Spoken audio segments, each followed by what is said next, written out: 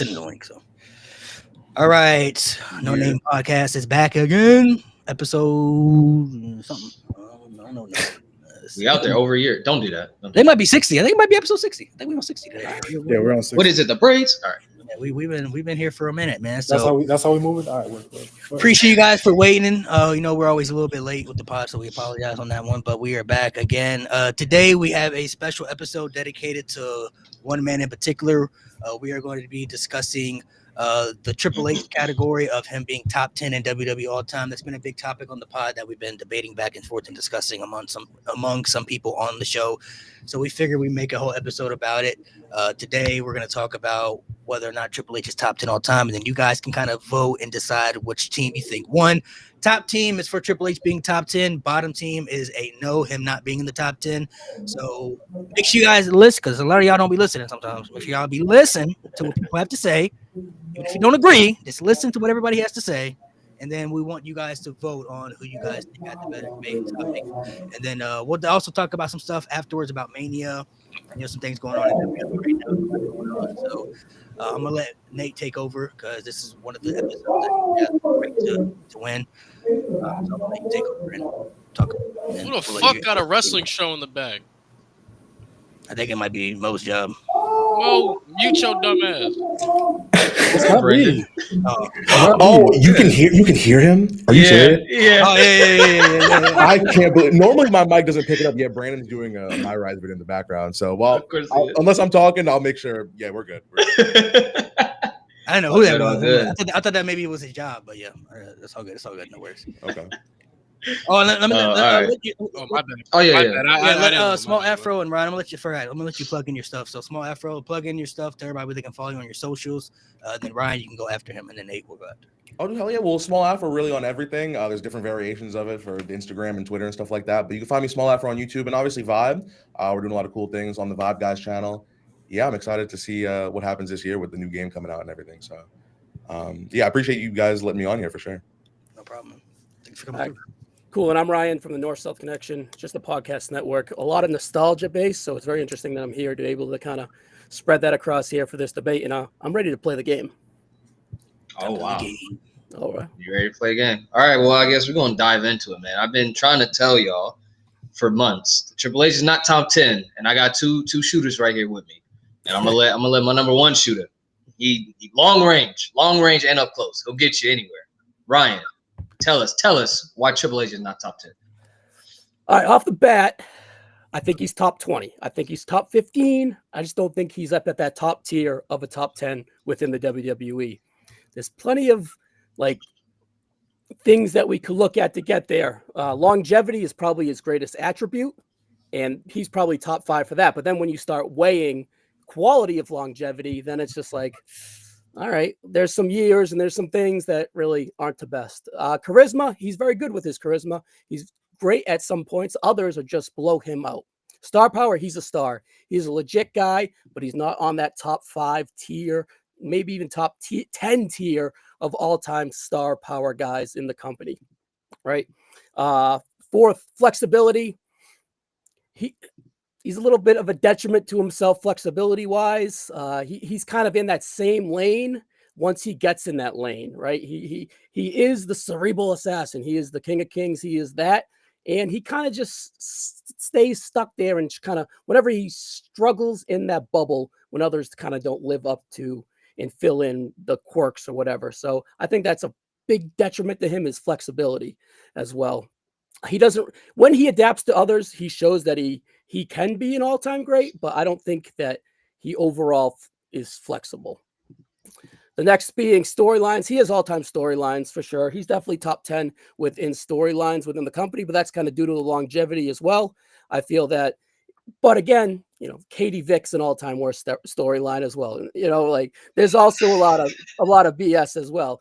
2003 is not going to be kind to Triple H. I think he realizes that post-injury that he struggled in 2002, 2003, and he kind of isolates himself for the rest of his career with a stable of Evolution and so on and so forth. Like he had a stable of DX to kind of get himself going as well. So I feel that he does well when he's isolated, but when he's alone within a story, he kind of struggles. I think we can dive into that. But overall, he has a lot of stories and jump up moments as well. All-time jump up moments, of course. I'm sure those will be sprinkled in. No need to go over that as well. Promos, again, 2002, 2003 Raw, opening those up. The long-winded promos. But then again, the sit down with JR, at the start of 2099, fantastic stuff. So overall, I think he's a very, very good promo. I just don't think he's on the level of the Pipers, the Rocks, the Punks, guys like that. I don't think he's any. I think he's like 2 tiers below that. But it's not a negative towards Triple H at all. Character work. We had Hunter Hearst Helmsley coming in, the aristocrat, but kind of struggled breaking through until he found China, and that led to DX. Once he got around Shawn and was able to do his thing, he really thrived in DX. And I think he was smart to isolate himself with the Outlaws and X-Pac once Shawn went away and he became the leader, bringing some guys to isolate him to keep that cool factor. But early on, a lot of his connectiveness, I think, had to do with China, but he played into it well, and so on and so forth. And then we can play 2000 is his trophy year. That's his flower year. Honestly, you could arguably say that's the best year in company history from a lot of aspects, and he is the golden child of that. So you cannot take that away from him. But that injury in 2001 really I think we saw a fallout from that. But his peaks are high with his character, but he does a good job of staying relevant. But I just feel that this is probably his strongest attribute in a way as well, with the longevity, is his character work, but also there's some negative quirks that come with it later on as well, like with the bad promos that we would get in the Ruthless Aggressive era, and so on and so forth. And then like legacy Triple H post DX of 2006 and all that stuff is just fine, but he's kind of checked out. He's looking past that stuff, and he does have high moments. But then really when he checks back in at the late 2010s for the 28, the 29, or excuse me, the 27, the 28 WrestleMania, stuff like that, is really more like where he kind of shines as well. So character work, I would say, is very, very strong, but it also can be a negative to a certain part of the fan base as well, for sure. All right, work rate in match resume. I differ. I want to differ those two things, because I think that his match resume is impressive, but so is everyone in the top 20, to be frank, right? But I feel that as we get into it and the fine line of why he is top 20, 15, not top 10, top 5, because I think his best matches are non-Triple H matches. And we'll kind of get into that as we go. I think his best matches are, for example, those 3 WrestleManias at the end, 27, 28, and 30. Like, he's able to slide into the Shawn Michaels role, the Undertaker's striving, and he does a great job of filling that structure within the match, and he hits a home run like Shawn. But I think it's, I don't think it's that top tier level of Shawn Michaels when Shawn's not there. And then 30, opening WrestleMania, the crowd's hot, Yeselmania, Bryan Daniel as your fucking foil. I think that, those are his 3 best WrestleMania matches for sure. And then we can get into everything else overall. But overall, I don't want to share the sentiment that Triple H sucks, because I clearly don't think he sucks. I'm willing to give him his flowers when warranted. But with longevity and character being his strongest suit, I just feel that to get to the tip tier level, I think a little bit of those strong attributes have a lot of flaws in them, where others don't. I like Triple H. I would fight for him to be top 25, but I just not top 10. So I just think there's others above him. I want to echo what you said, actually, if you don't mind, about us not putting him in the top 10 doesn't mean he's bad. You know what I mean? Yeah, it doesn't mean that we don't like Triple H, or he doesn't have good matches. He's got a lot of good matches under his belt. But I can't ignore how many boring ass Triple H matches I've seen in my life. You know what I'm saying? He's been around for a long time. Obviously, that's going to happen. You know what I'm saying? But I like you said, the WrestleMania matches, besides that, and maybe like early stuff like back in 2099, I don't go back and watch that many Triple H matches for real. You know what I mean? It's like the decline, especially as time goes on, that matters. You know what I mean? It's not just, okay, well, he got up to his prime, and then whatever happens afterwards, whatever, just because he's getting older. You got to be consistent. People like AJ Styles has been mostly consistent. Obviously, you're going to age. They've been consistent, you know, throughout their careers. But man, I go back. You don't know the feeling sitting in the top of MetLife Stadium in a 5.5-hour WrestleMania and then having to sit through that 35-minute Triple H Batista match. You know what I'm saying? It's like, that's not, you know what I mean? That could be a couple people's fault, but Triple H is one half of that match. You know what I mean? Yep. So I've had to sit back and watch a lot of those 35-minute Triple H matches where they just do not much. And that's happened for the last 20 years. You know what I mean? So in terms of the match quality, that's how I feel about it for sure. Nate, what you think? Yeah, I wanna spin the block on this because Seth Rollins and Triple H, fuck that match. I hate that match. I almost fell asleep watching that match. I think Triple H, we talked about Triple H versus Batista, and we said that's a Triple H structured match, which at its best is fine. It's a good match. It's nice. They tell a story, but that match doesn't tend to go long. But he has matches that tend to go far too. The Hell in a Cell or that 3 Stages of Hell match with Shawn Michaels. Yeah, what the fuck? Why are you going that long?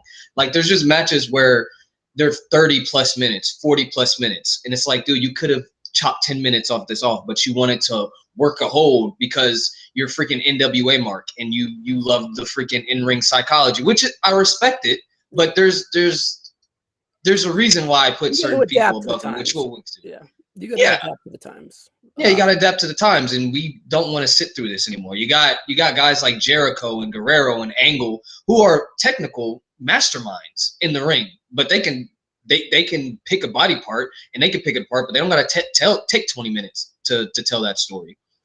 So at its best, it's fine. It's fine. And like the Triple H structure matches that are really good are against guys who can wrestle a fucking broomstick and have a 5-star match. Matches against guys like Angle or Michaels or Rollins or Jericho or Ed, you know, whoever, like, you put those top matches against, most of those guys are like, dude, of course we want to have a great match because I have a great match with everyone. And then you got like the Taker, which we're going to give Triple H's flowers on that. They told an amazing story, fantastic 4-year story technically, but for him and Taker, the 2-year story they told, absolutely beautiful, absolutely peak. But with Bryan, of course you're going to have a great match with Daniel Bryan. It's Daniel Bryan. Who doesn't have a great match against Daniel Bryan? If you don't have a good match against Daniel Bryan, you got to reconsider wrestling. You might be in the wrong profession. But that's all we have that's what we're going to do for the in-ring. Unless you guys got anything more to say about in-ring. I want to talk about promos again because we talked about promos briefly. Yes. Yeah. I started watching WWE in, I want to say 2007, like November 2007. My least favorite genre of Triple H promos is when he tries to be funny, when he tries to do comedy, especially as the 2000s went on. I don't think I've ever laughed at a Triple H joke one time in my entire life, even as a child. You know what I mean? And he's done that a lot since I've started watching, and it is rarely ever hit for me. And it's been a lot of his promos. Obviously, you know, he's going to have the serious stuff like we just talked about with The Undertaker. I'm not going to discount all the actual, you know, real storylines that he has. But there's a lot of stuff in between, especially at these B-level pay-per-views where he's not taking stuff, you know, too seriously, you know, making jokes, especially in the DX eras when they relaunched in, 2006, 2009. It's not for me. Not for me, man. I don't know. What y'all think about his promos? Long and drawn out, like his matches. Okay. That's kind of, I think his matches and his promos kind of have the same, like, just long, drawn out, takes forever to get to the point. And at its best, well, for promos, at its best, it's good. But at its worst, it's like, bro, just like that Authority. You talk about 2003, talk about 2015 or 2013, 14, 15, the Authority. Like every week, just come out, cut the same promo over and over. And like, he's not saying anything new. You know, and I get that's on the writing, but it's also like you're the one who has to go out there and perform and say it. Like John Cena goes out there and cuts promos. Like he said stuff that that we're like, but like he's still a great promo. I think he's better than Triple H. And like you can't control how Triple H probably more than people can, but there's a certain limit to what you can control. You know, he's like, you're gonna go out there, you're gonna open, give us this promo. And it's like it's not good. It's not good. It's not great. It's not great. One, just to put a bow on his in-ring work or whatever. So leading into that where he tore his ACL in the summer of 2001, he had a fantastic stretch. Coming out of that, I just felt that he was way too heavy because he became like a body guy. And then he structured everything around that, right? So when we say like a Triple H match, we mean like a main event match that, wow, it's WrestleMania 25, right? And it's WrestleMania, whatever he's over there, Jericho at 18, right? He wants to pace himself so he doesn't go out there and embarrass himself. But when he's in there with The Undertaker and he's in there with Daniel Bryan, that's an example of a Daniel Bryan in an Undertaker structure where he colors in the lines perfectly fine. It doesn't go outside the lines, and he fits in perfectly and does his job awesome. But when he's out there to make himself look like the man, the game, so on and so forth, post 2001, 2002, when he's back with that injury, he doesn't know how to read a room. He doesn't know structurally wise. He doesn't want to, I don't know. It's just like a lot of, like, I want to transition to the politics with that, but I think that there's a lot of insecurities because of his knee shine with his, let's say, misses of a matches. So what do you got? What's up there, Nate? Next for us, Nate, on the structure. I mean, you already talked about the politics. Let's just jump into it. I'll let you take the lead because you got some stuff to say. Well, so ever since coming into the company, there's reports dating back to like 1997, pre-Stephanie, that he's in these booking meetings, that he's in the production meetings.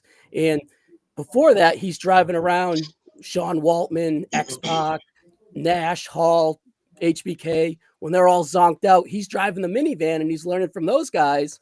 And with those guys, right, in 95, they're moving the chess pieces to project themselves up top. So he kind of learned from them. So it's to the start, it's in his core. And do you blame him for that? It's politics, right? It's like the Rock played him. Hogan probably wrote the book, right? So there's like, it's kind of something you got to do if you want to get to that top. To use it against them, perhaps from a longevity standpoint, did he use those politics to kind of push guys like a Rob Van Dam in 2001, 2002 down? Perhaps. Like Kurt Angle in 2099, perhaps. Like, and then like later on, guys like even like a Drew Matt, like propping up guys that he wants to push as well. So I think he projects himself strongly. And then, for example, like structuring like WrestleMania cards, making sure he's last at 18, making sure he's last at 25. You got all-time matches right before you that kill your main events. And then you go out there and you go with the same structure. That's where the flexibility hurts and so on and so forth. I just feel that he plays into himself way too much with the politics, of course, but everyone is to an extent. I don't know if like Stephanie is an example that, you know, maybe adds to a layer of that, but it's been always a thing with him. But anyone on this list, there's always a thing. Austin took his ball and went home because he didn't want to lose to Brock Lesnar. Like that has to do with everyone. If you're not shaking your stick, then no one's going to shake it for you to an extent as well. So the politics are kind of hard to kind of gauge, in my opinion, because honestly, they're all rumors and hearsay as well, just to be frank, right? So I mean, there's always going to be that question mark above his head just based on who he associates with. You know what I mean? Any accomplishment he has in his career, especially after who he got married to, it's always like, okay, well, why is this happening? You know what I mean? You can tell somebody, hey, this is the greatest guy of all time, if they want to tell you that. You know what I mean? So he's always going to have that question mark with him when it comes to why did he deserve this? Is it because he was the best guy, or is it because he's married to Stephanie? And I can't speak on that, maybe, you know what I mean? Because we don't know for sure, but that's always going to be a thought forever. And that's, you know, maybe not his fault. He married who he wanted to marry, but you got to have that conversation for sure. And I think the politics snowballed for extent because like he politicked to get China in the company. And that's when he started getting momentum as a character. So, you know, his ideas came to the forefront and worked for him in his advantage. He's also a brilliant guy. Look at him now, right? It's just muddying the waters when you're pushing your agenda over others as well. So, all right, your guys' 15 minutes is up. Is there any last things you guys want to say before we start? Do we just want to say who we have above him real quick? Do we just want to? I was Yeah, I gonna was say, gonna yeah, say, we let's gotta say say, that. we gotta say who's above them. I'll give our top 10 Go ahead. because we agreed to the top 10. Okay. So these are superstars, strictly WWE. We have, as a group, collectively come together and created a top 10 list of WWE superstars who we would pick over Triple H.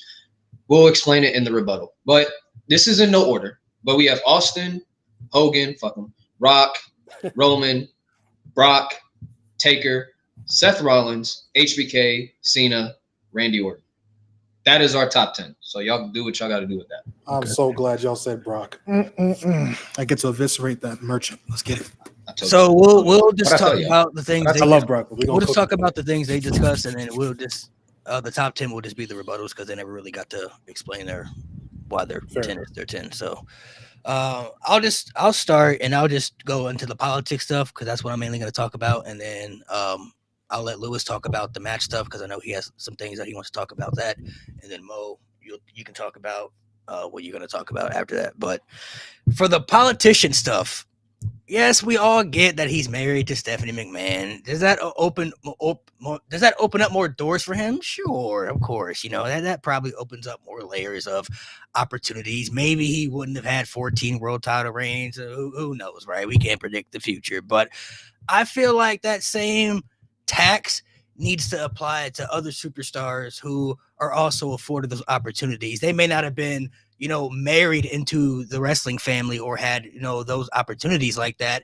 But there's tons of people who were born into the business who have gotten tons of world championships. Randy Orton has 14 world titles, but nobody ever wants to tax Randy Orton for having 14 world championships. Maybe that has to do with, him being, Bob Orton's son. I mean, he even spoke about how he just had an easy opportunity to get to WWE because he didn't know what he was going to do with his life. And then one day he calls up his dad and says, "Hey, you think you can get me a tryout?" "Sure, son. Let me see what I can do." Like, that's an easy access of opportunity for somebody to have an opportunity to do something. Now, obviously, Randy Orton had to prove himself once he got there, and he did just that. But I think a lot of people forget Triple H was already kind of a made guy before he even got married to Stephanie. Like, he was already moving up the rankings, aligning himself with like DX, as far as like Shawn and hold on. Aligning himself with guys like, Shawn Michaels and, Razor Ramon and Diesel and all those guys, that's just smart in general. Like, you're picking knowledge from the greats. That's what everybody should do. I've talked to Mr. Kennedy, many times, and he told me the first thing that somebody told him when he first was starting to come up was, he was riding with some people and everything, but he was riding with his buddies. And Mr. Kennedy said one veteran, I ain't gonna say who, but he said somebody came up to him and said, "Hey, I know these are your buddies you're riding with, but you need to start riding with some of the vets. You need to pick some of their knowledge and brains and everything. You need to kind of, look out for yourself." I mean, it's a business, you know what I mean? So, I mean, you can still ride with your buddies, but you need to pick knowledge from some of the greats if you're trying to move up the rankings. It's only going to help you further the game. And Triple H was smart enough to realize, like, I want to be great at this. I want to be somebody who can, excel at this and be an all-time great. So why would he not pick knowledge from somebody like Shawn Michaels, who's maybe the greatest wrestler that we've ever seen in ring-wise? Somebody like Kevin Nash and Razor Ramon, people who've been around the block, who know the business. You know what I mean? That's only going to help progress you further. So, the marriage thing, I get that. That's always going to be an asterisk attached to him because it does look suspicious when you're married to the boss's daughter and you're able to get multiple WrestleMania main events or world championship reigns. I mean, we get that. It does look suspicious in the end, but that logic, people never want to apply it to other people in the same aspect. Charlotte Flair, 14 world championships. Randy Orton has multiple world championships. Look at the whole success of the entire bloodline in wrestling. You know what I mean? Like, all these people have been afforded opportunities because of who they're related to or where they come from. It doesn't really mean that they're not good at what they do necessarily. All these people have to still prove themselves at the end of the day. And Triple H, I feel like, has proven himself on multiple aspects of occasions. I'm not saying he would have been a 14-time world champion, but he definitely still would have been one of their top guys for sure. He was already headed that way before he even got married to Stephanie McMahon. So I feel like that tax, to me, people only want to apply because of the marriage aspect, but I feel like that same tax has to be the same nepotism when people are literally born into the family and then next thing you know, not everybody, it doesn't happen with everybody, but you look at a lot of people within WWE who are in the wrestling family, they're able to either get into the business easily, and then they're able to rise up to where they are because of how they were able to get into the business, you know? So I just feel like that's a little tax that people don't want to use for other people. They just want to use strictly for Triple H, which I think is not a fair assessment to him. So, Lewis, I'll let you take over the next topic. Yeah, my bad if I'm like lagging or whatever. I'm just still trying to figure out what's going on with the connection. But one thing, main thing that I really want to touch upon first is the flexibility in ring. I think it's kind of bullshit that we put in that tax on Triple H when considering some of the all-time greats in professional wrestling history are extremely one-dimensional in the ring. From the Austins, the Maivias, to the Flairs, guys like that are extremely, extremely one-dimensional. So I don't think it's fair to put that tax on Triple H for not being as flexible when some of the greatest of all time are not as flexible as he is either.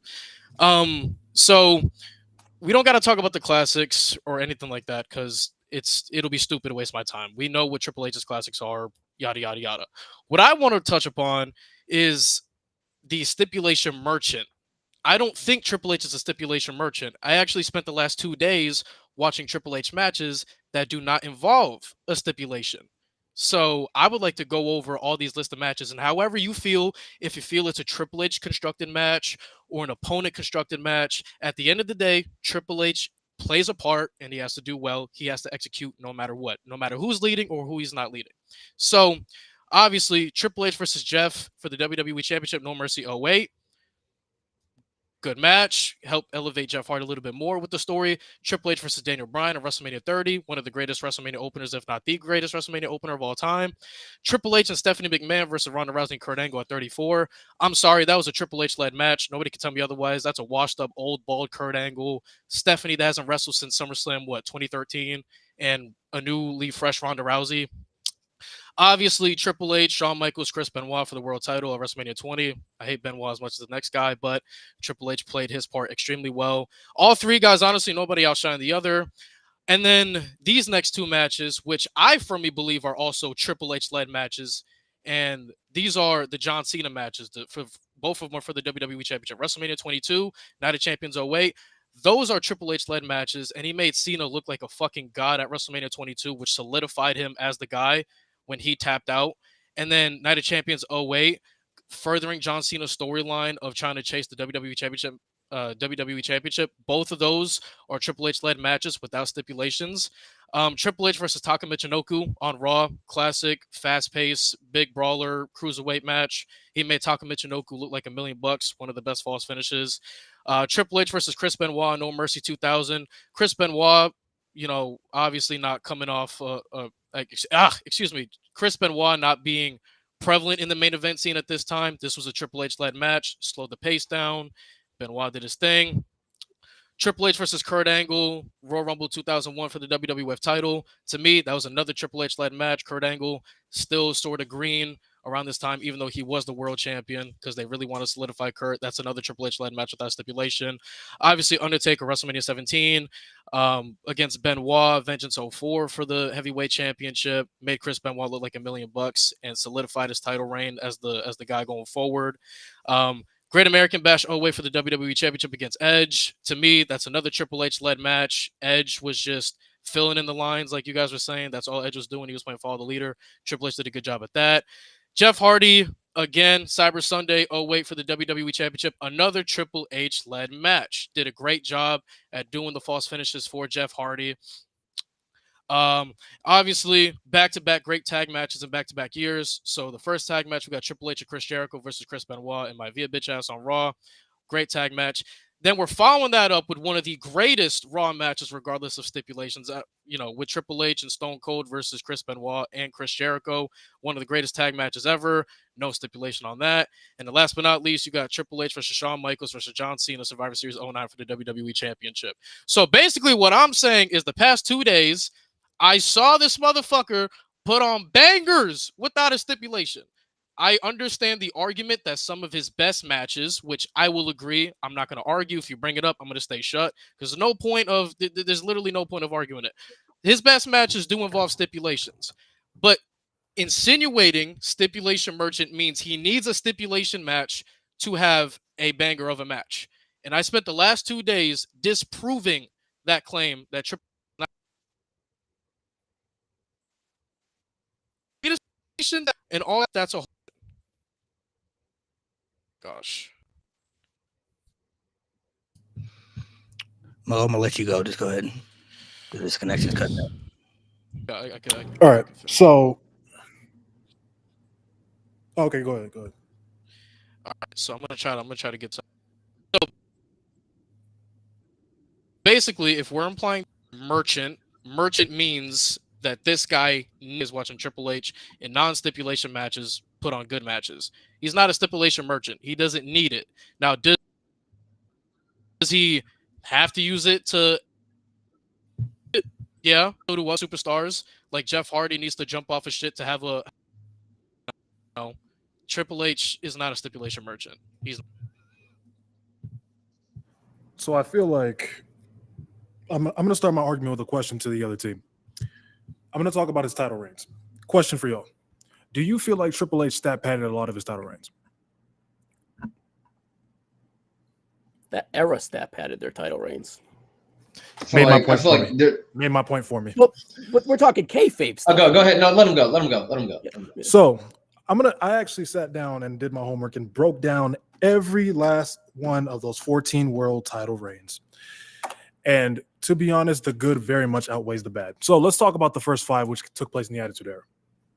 And with that, like y'all said, Attitude Era full of flip-flopping title reigns. So I'm going to compare him to a guy who was his contemporary in the Attitude Era, which is The Rock. So, longest reign for The Rock, 119 days. Longest reign for Triple H, 118 days. Shortest reign for The Rock, 2 days. Shortest reign for Triple H, 22.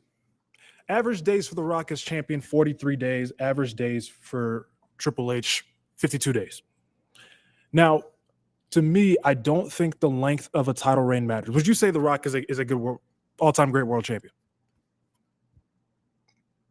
I would, for sure. Okay.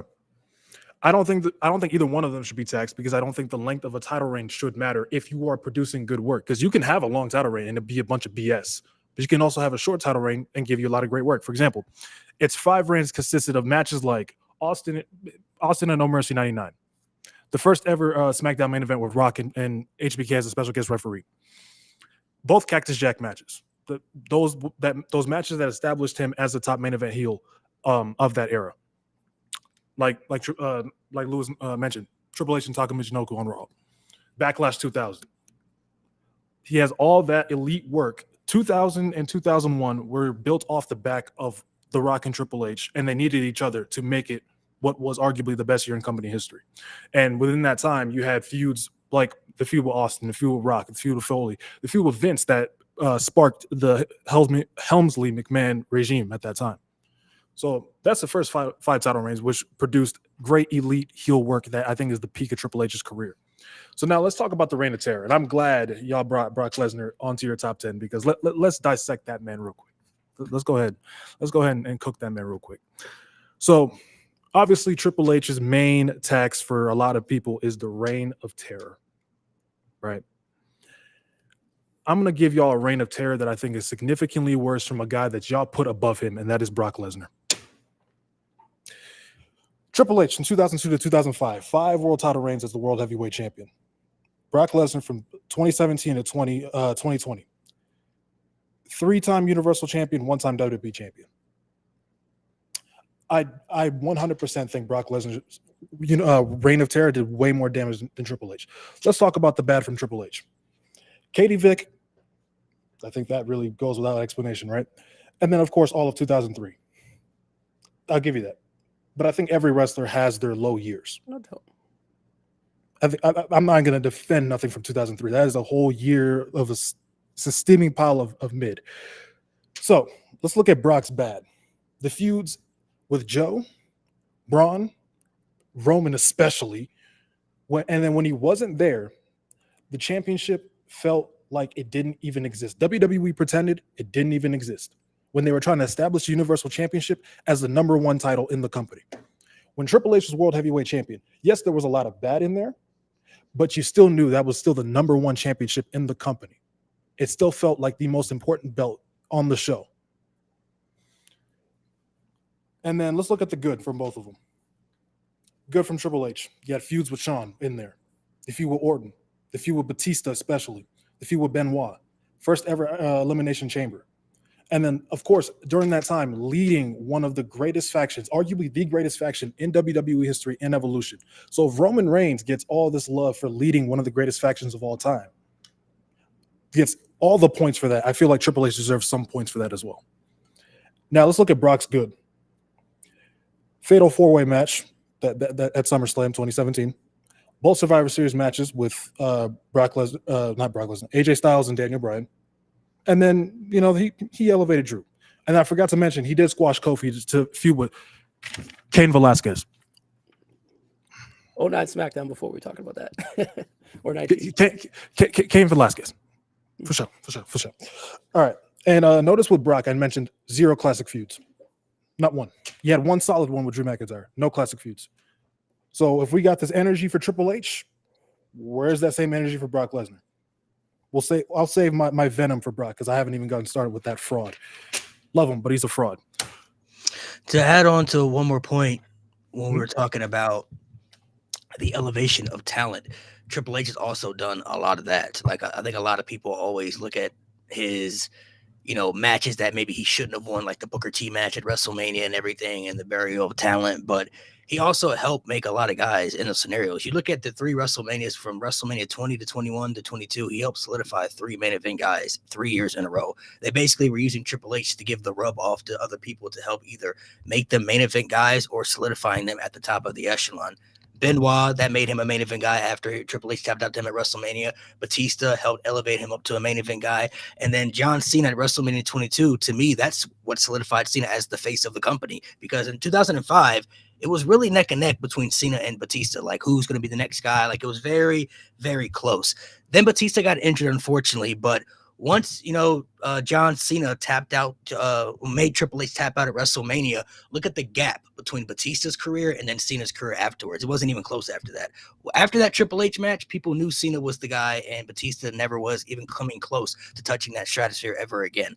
And then you also talk about, somebody brought up the authority aspect too, but storyline wise, that helped make Seth Rollins the top guy. It helped make Daniel Bryan bigger than ever during that time frame because of that storyline. So he's helped make other guys too within the time frames that he was, maybe having a reign of terror or maybe doing things that people may not have liked, or whatever he was presenting on television. So, and then to dive into the top 10 that we have, and which we'll all do our rebuttals now. The only people that we're not going to debate that we definitely have over Triple H are Hulk Hogan, Shawn Michaels, The Rock, Stone Cold, John Cena, and The Undertaker. Those 6 for sure. We don't have to talk about that because those people are for sure over Triple H. I also want to talk about just the political aspect. Me personally, I don't give a shit about it because some of the greatest wrestlers of all time have also politic, like Hogan, like Shawn, to stay on top to an extent. So many other guys have politics to stay their way onto the top. Even with me being a guy in training, I see it at my wrestling schools. Like, politicking is never going to stop. People politic all the time. So if we're going to heavily tax somebody for politicking and staying on top, then there's a lot of guys that are ahead of him that need to be taxed harder because they more than likely politicked harder than Triple H has had, like Hogan, like Shawn. So I'm just putting that out there too. Yeah, so those 6 people that I talked about, we don't have to discuss that because those people we all have over Triple H. Roman Reigns, we want to argue that because Roman Reigns is very up there, at least for all of us. He's moved up a lot with the Tribal Chief stuff. But when it comes to Edge, Seth Rollins, and Randy Orton, we believe Triple H is above those 3 guys. And we have rebuttals that we can talk about now. So I'll let you guys go again because you guys never got to talk about why the people that you had in your 10 were over Triple H. So I'll let you guys start with that. All right. Well, let's see. I see you, Mo. Mainly the ones that just those 3. The other ones we don't have to because we have. You said Seth, Edge, and Brock Lesnar, and Randy Orton. Edge and Brock Lesnar. And Randy? Yeah. All right. Well, Seth, I've already said it, man. I just think Seth is a more complete package than Triple H. I think Triple H has it down in ring psychology wise, but I think Seth is still a better wrestler. I think Seth has great in ring psychology and is actually like entertaining. And I think character, like yes, Seth has had several characters, but I can really only name one character that I've looked at for Seth. Like, damn, like what is this? And that's when he won the Universal Championship. Every one of Seth Rollins' characters, besides that one, has hit, and I think he's more versatile than Triple H. If I'm being 110% honest, and I think his promos are better. I think the work that he's done the past it's been 10. God damn, I'm old. Like 10 plus years has been phenomenal. It's been phenomenal. So I have Seth over Triple H. Reason I put Brock over Triple H is, first of all, the greatest rookie year in wrestling history, like just goes without saying. Absolutely insane. Broke the streak. Has multiple classics. That's why I put Brock over Triple H. And I think, God, man, he could be. I'm not even gonna bring up in ring because Brock, when he don't want to work, he don't work. But when he works, that boy works. And he's had a lot of great matches, especially in that early part of his career. And like the fact that people still wanted him back for only 2 years. Only 2 years of work. And he came back and people were fucking excited. I think that speaks enough for himself. And who else? Randy Orton. I feel like Randy Orton and Triple H. Yeah, go ahead. Yeah, go. Please. I feel like it's undeniable because yes, he did have a long reign, longer than it probably should have gone on for sure. That's undeniable. But what I also think is undeniable is the fact that every match that he had, especially after he came back, was a must-see match. There wasn't a single time where I saw, okay, he's going to have, this championship match. He's going to be in this Rumble. There wasn't a single time where I thought, okay, I don't want to see what happens in this match. Whether or not you're like excited to be honest, win it. Go ahead. Yeah, no. I was going to say, I'll give you that. Outside of the Roman stuff, I think a lot of the Brock matches, the builds were solid. Like the one with Joe, that build was great. Like the match could have been better, but the build was great. The Braun Strowman match, the match could have been better, but that build you wanted to see, like we all tuned in to see that shit. The Roman stuff, no, we didn't want to see that shit. No one wanted to see that shit. When they put him against Jinder Mahal, ain't nobody wanted to see that shit. maybe I exaggerated a little bit, but for the most part, I honestly that's what I believe for sure, because I just think that the Styles match, the Bryan match specifically, like there are certain matchups that I get excited for, whether or not I think okay, Brock's gonna win again. I'm excited to see it. I don't have that same feeling for Triple H matches, especially, in the later stages of his career, which, what I'm more familiar with. Yeah, that's my take on that for sure. All right, I'll talk presentation of Brock versus presentation for Triple H. They present Brock as an attraction, like Taker, like Andre before that. Brock is presented as the attraction. They fucked up by putting the belt on the attraction. Is that Brock's fault? Perhaps, whatever, but that's where they fucked up because they didn't have that upper echelon star power that they have now back in 16, 17, 18. So they put the belt on the attraction, and Triple H is the star of the show, right? So for him to get his title reigns to be weighed with Brock's, I understand your sentiment because you're not wrong. Like Brock's title reigns in that time is ass, but to use that as your argument, Brock's an attraction. They just put the belt on the attraction. It's just different lanes. That's what I'm talking about there. In Brock's Brock's higher matches are so much fucking higher than Triple H's. It's not even true. It's not even like close in my opinion. It's not even close. 02 to 04 Brock, you guys left out heaters, man. Undertaker feud, Kurt Angle feud, Iron Man, SummerSlam with Kurt Angle, Brock Hell in the Cell. Like you guys left out so much. WrestleMania with Kurt Angle was very good. Like, so those are two feuds that he's had in his early on years that were fantastic to establish him. And he's green as shit. So he made all that work and produced all that in 2 years while being not wanting to be there for the latter stages of it as well. And then him coming back with the big attraction matches, he has a lot of hits and a lot of misses. That's just what it is. But I feel that his highs are much higher than Triple H's. And I feel that the Brock Lesnar structure of a match is risky, but when it hits harder than a Triple H structure of a match. We ain't talking about Triple H miss. The batting average is similar, but I feel that the highs are highs with Brock and the lows are middling with Triple H. Like Triple H has way more swings in the main events and WrestleManias that just don't hit with Brock. Okay, so I'm gonna His heights stop. hit. Can we rebut? Are we? Yeah, Are we yeah. allowed to I want to rebuttal? stop you right there real quick. Are we? I see Mojo. I want to. Can I eviscerate Yeah, Brock yeah. Lesnar? No, I'm please? like, I wanna- I'm like, Please. bro. I've been wanting There's to, a lot of guys. thug I've been shit wanting to say being this on the cooked, man. podcast. It's not about y'all No, three. go I love ahead. y'all, but it's not about y'all. I've been Let wanting me to let me Brock say something real Lesnar quick, and I'm gonna let so y'all go. long. So, you brought up a good point. Brock Okay. definitely was an attraction for sure. The later years, they used him as an attraction, and I've been in the arenas when Brock's music hits. There's a different vibe to it. There's a vibe, You know what I mean? Like whether people liked Brock Lesnar or not, he was still interesting to see whether he was having good or bad stuff going on because of who his name value, right? But you said something about Brock's highs being highs.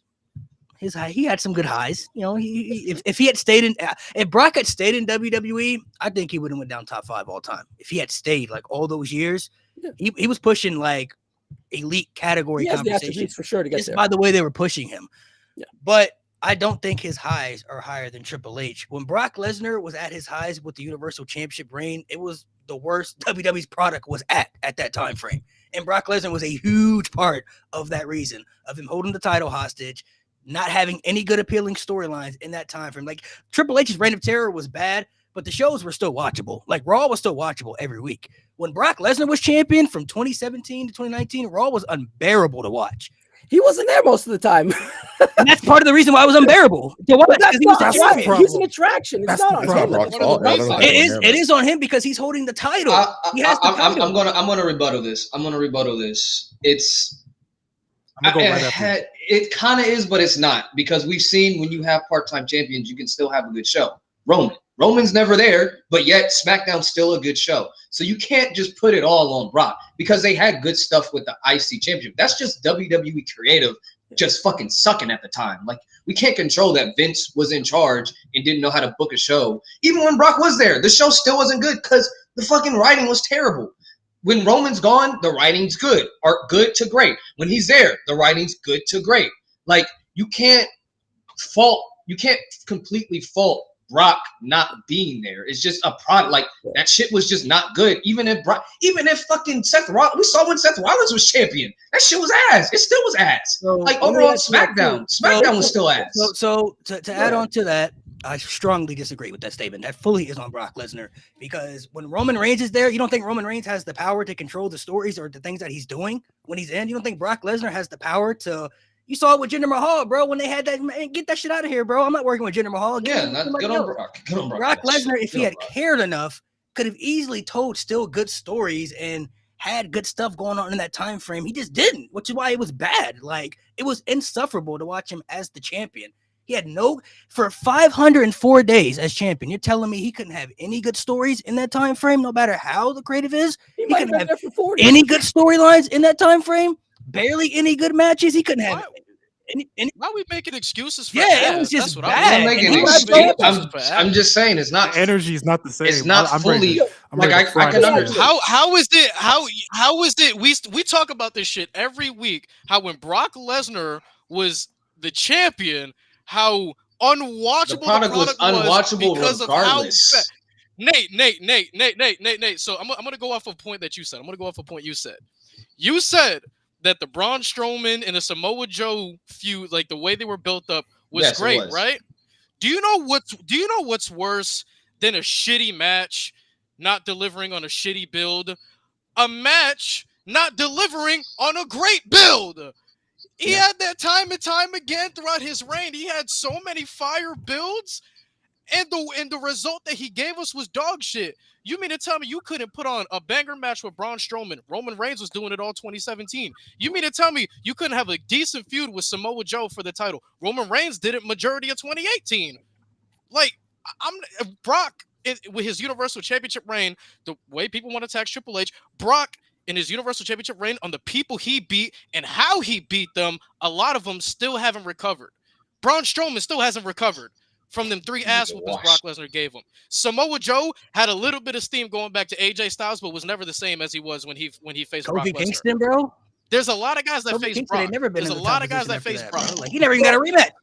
Can I Kofi can I Kingston fry got him? smoked. Can I fry give him now? just rebuttal? Can I just add to Nate real quick, and then I'll Yeah, throw go it to ahead, you. North South. They've done a great job isolating the Roman Reigns story and the Bloodline story, so he can go away and it can be super compelling. They didn't isolate shit. They just put the belt on Brock and said, "See you later."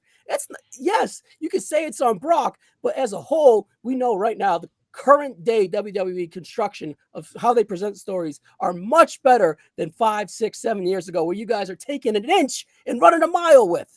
Stop with that.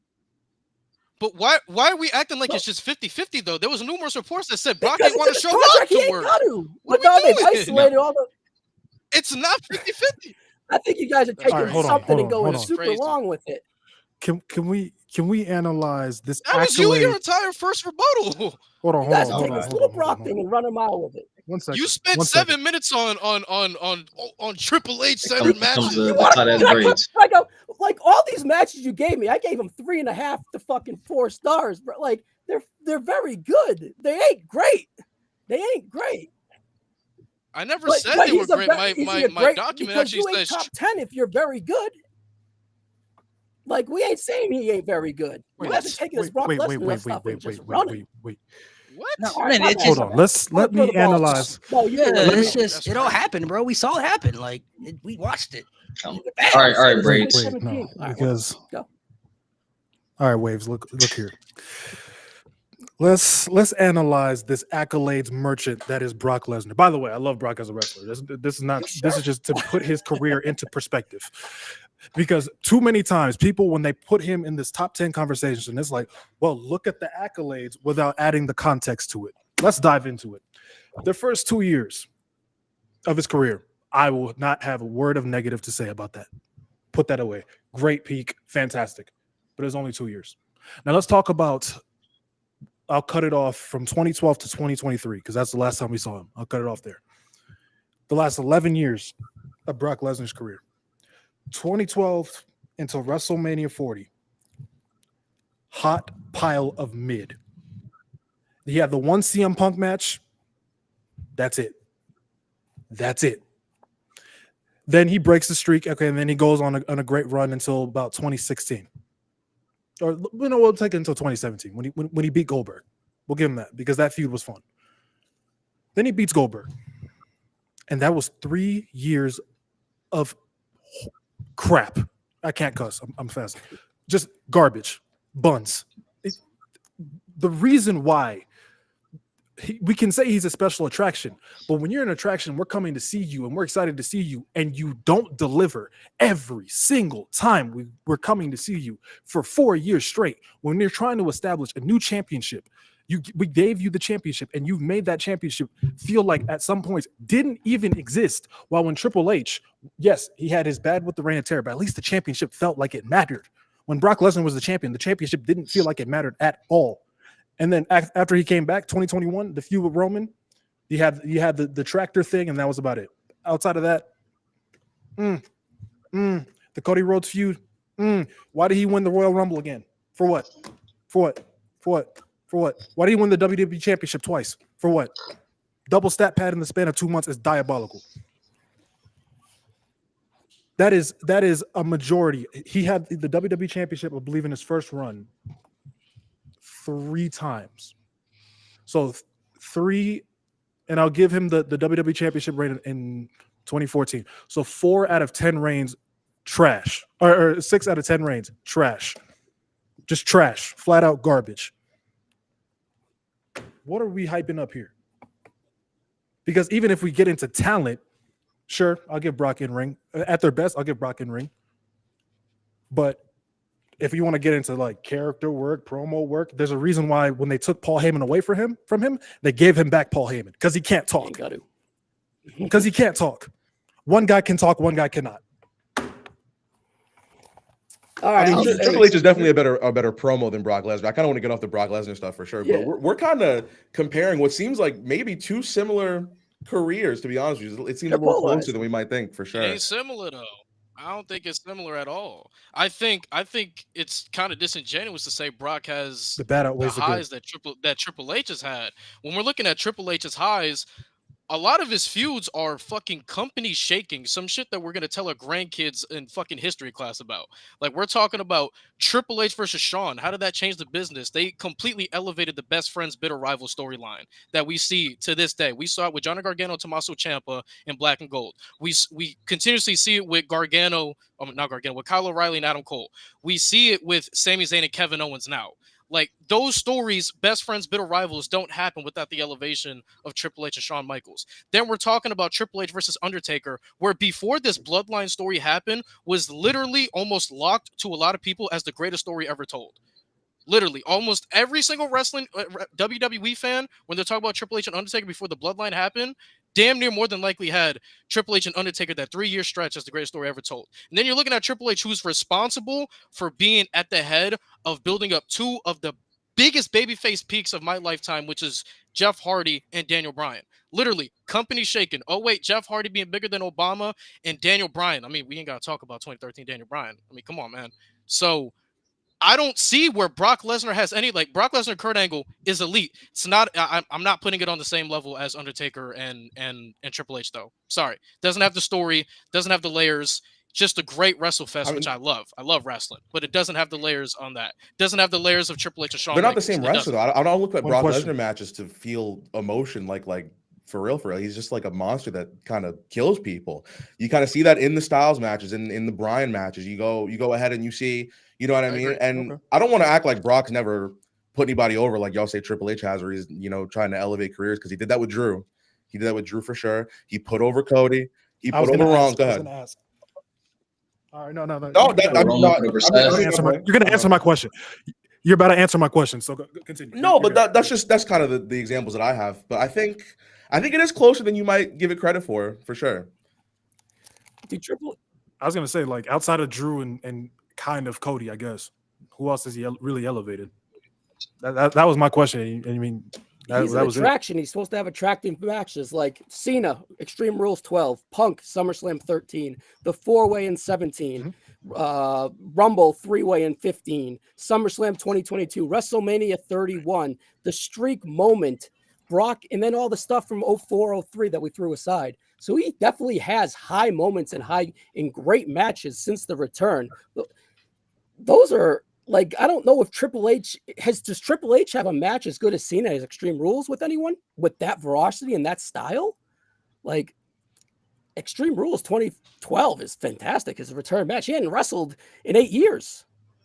Like, Are you talking about if Triple H has had a good stipulation like match? Brock Arguably the is greatest an of all time with that. attraction, and Triple H is like the head guy.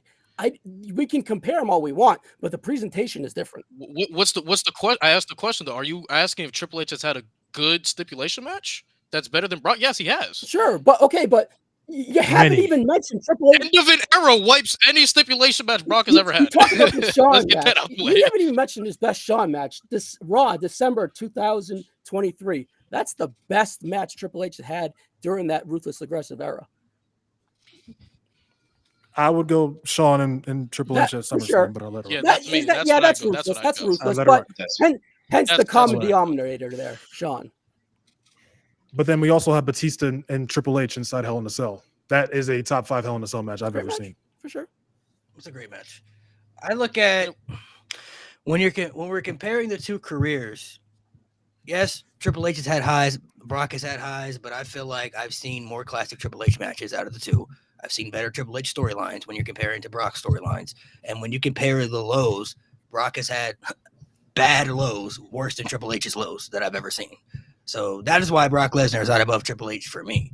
Then when you move to you guys talked about Seth Rollins for a minute. Did anybody else have something to say about? I know Nate touched on Seth Rollins. You guys have something you want to say about Seth before we rebut on that one? I said all I had to say. You guys good on that one? I got old guys afterwards, good. So go ahead. I'm good. No, you're good. You're good. I just didn't know if you guys had something to say. So we do not have Seth over Triple H, and I'll give Mo time to talk because he hasn't been able to talk a lot. So if you want to say something about that, I'll let you. I mean, I don't really know what to say about that one. I just feel like if you compare body of work, yes, Seth is a better in-ring worker. I don't think you guys give Brock, not Brock, Jesus. He's been rent-free in my head because I've wanted to slander him. I don't think you guys give Triple H enough credit as a promo. For example, there's one promo in mind when it was him and Seth in a contract signing. Let's do it. When he's literally eviscerating the audience. That is one of Triple H's best promos, in my opinion. Also, character work, I think, I don't know. I don't know. I longevity as well. I'll let Lewis go on this one. I was so focused on Brock. I'm like kind of catching up. Yeah, what's crazy, I don't have Seth above Triple H, but what's crazy is I don't disagree about the fact that Seth Rollins is top 10. I think the common denominator that they're both over is Randy fucking Orton. We can break that motherfucker down another day. Yeah, that's But- one I really, yeah. But when it comes to Triple H and Seth, I feel like they're neck and neck on a lot of things. I feel like what gives Triple H the edge is just the classic feuds and how groundbreaking the feuds that Triple H was in, like on how they broke the business. Seth has only had one, which is the Roman Reigns storyline, which is still ongoing. The CM Punk feud had potential to do that. It's clearly we can see that they're trying to end that shit so that they can rush Punk to Wrestle, which is unfortunate because that should have been. But that's the only like groundbreaking like business feud I can see for Seth. I've already said countless times what's Triple H's groundbreaking stuff, and you know that's where I feel like he has the edge. Is the classic? He has more classic feuds. He's had better classic feuds, and he's had business altering feuds that completely changed the landscape forever. So that's the reason I have Triple H over Seth. But I'm not mad at Seth being over Triple H, but that's why I have Triple H over Seth personally. All right, so what is it? You want to dive into the Randy Orton aspect then? Because you said, Yeah, I don't think Randy Orton is fucking close. I'm sorry. I really don't. I think Randy Orton, the more research I've done on Randy, it's very bleak. You know, like Randy Orton, for the most part, his title reigns were meh. Like people like to talk about 09 Orton. Character work is great, but people like to talk about Triple H's in-ring work. And 09 Orton, we consider his peak. He had a lot of duds in 09.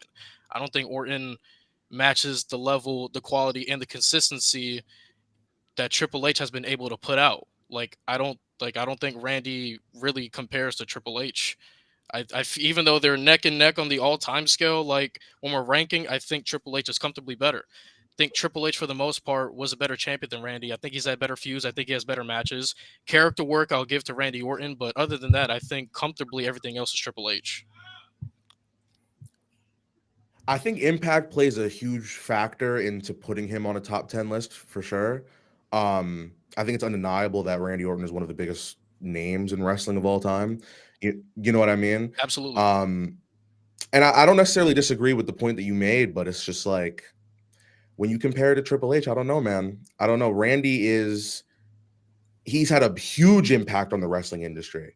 You know what I mean? Like how many people you see hitting cutters in 15 different ways nowadays. You know what I mean? And you want to talk about longevity too. Yes. No, for sure, longevity is the same Yes. way. And I think like we can name a bunch of good Triple H matches. I don't know if that necessarily makes him top 10 just because he's had 20, 30 good to great matches over the last 30 years. Well, I'm naming. But I Well, we're feel going like- off. No, I the list understand. you I'm guys just, you know named. what I mean? I'm going off. Go ahead. Oh. I'll name it. But I feel like we can't tell the story through many eras, through multiple eras. I don't think you can tell the story of a lot of these people's careers without Triple H. That's the impact that Triple H has. He's the biggest op for a lot of these people, The best bridesmaid, or in one of the business. biggest op for a lot of these people. The best So what- bridesmaid in business. That's crazy. All right, I mean, That's crazy. You're mean. all right. Well, I think Triple H would even agree that Bruno would be above Triple H. I'm not going to go old school head too hard here, but I think Triple H would put Bruno above him on a list. I'm just saying. We're talking history WWE. If he got a camera in front of his face, yeah. Even so, I think Bruno is a top tier guy. I'm not going to go on this long rant about 60s and 70s and even 80s wrestling, but I think that's You can. We're not casuals. You can if you want. We're not casuals. I don't hate Yeah, Bruno. I at all. just Yeah, think his got no impact- slander for Yeah, Bruno. I think Bruno's underrated. I think he gets I underrated. agree. You want an I agree. all right, here's a quick introduction on Bruno. You want an introduction to Bruno, watch him in 84, 85, 86 with the Macho Man and Roddy Piper. It's kind of modern day wrestling, more than it is from the 60s and 70s. The way he elicits a crowd reaction with those all-time guys as well. Even people in the 70s, there's like small interviews with like, yeah, the undercard stuff is fake, but that Bruno stuff is real. An Italian immigrant coming over with nothing in his pocket and just, making his road with all pure emotion and connectivity. Literally all he did was brawl, and that's all he had to do. His longer matches are a lot of bear hugs and unfortunate, like nowadays that stuff would not translate whatsoever. So I'm not trying to say the man is a well-equipped work rates in 2025 eyes, but in those 60s and 70s eyes, he could elicit a crowd response like not many could.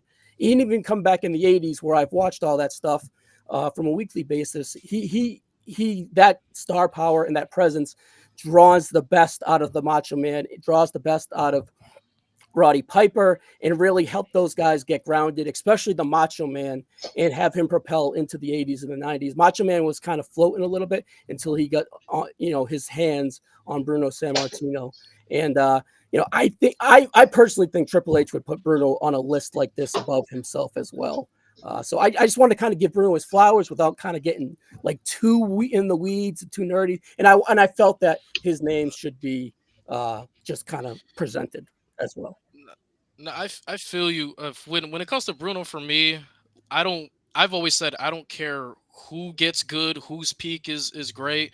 To me, Bruno was like one of the only guys I keep locked top 20 because when the era that he was coming up in the territories, there wasn't that guy in professional wrestling. Like you had your Von Erichs, you had Flair coming up and all this stuff. Like there wasn't that guy. But when Bruno reached his peak, he became that guy. He became that guy and ran with it without a blueprint. Nobody showed him the way on how to be the biggest attraction in professional wrestling in that time frame. But Bruno took it, ran with it, and created the blueprint for guys we see like Hogan, Cena, Cody, Roman, and all that. So, yeah, Bruno is one of the only guys that's locked top 20 to me for what he did. I don't care who becomes good 30 years from now. He's not moving. Yeah. He's built. All right, chat. Let us know in the chat who you guys think won the debate. Top team is for Triple H being top 10. Bottom team is for Triple H not in the top 10. We're just talking WWE wise, by the way. Let us know. And choose on base who you think won the debate, not who you It's agree over. with. I thought we were still cooking. It's all right. Go on. Yeah, one of the guys has to We're dip. still So going? I know it's all good. We all we're cool. friends here. Of course, We of all course. friends? Yeah, all of us but We all Mo. gang here, man. Wait, it turned into a We Brock are. Lesnar- We already did. It turned into a Brock Lesnar debate, and I've been wanting to slander that man for a while because I see him in too many. He gets too much praise for a lot of crap. Yeah. You know what I'm saying? I'm trying to tell y'all that man Randy Orton, that man, he hanging by a thread. I'm trying to tell y'all this, man. Trying to tell y'all. Wait, Malik, you can put up a poll in the chat if you Yeah. go on YouTube Studio. Oh, I got to do it on YouTube Studio. On like the computer, yeah. Oh, I got to do it on the computer. I don't know how to do that. Yeah. Oh, It seems like this there's a man general top consensus, team. yeah. But, Top team. Triple H top 10. Somebody said bottom. HA's top team. Close but top. Nate, you know I love you, right? Man. We gonna What I tell you last week, though? We gonna let the chat. We're gonna let the chat still decide. They still letting him in. We're gonna let it go for a little bit. You know what I'm Top saying? team for sure. It's time for a comeback.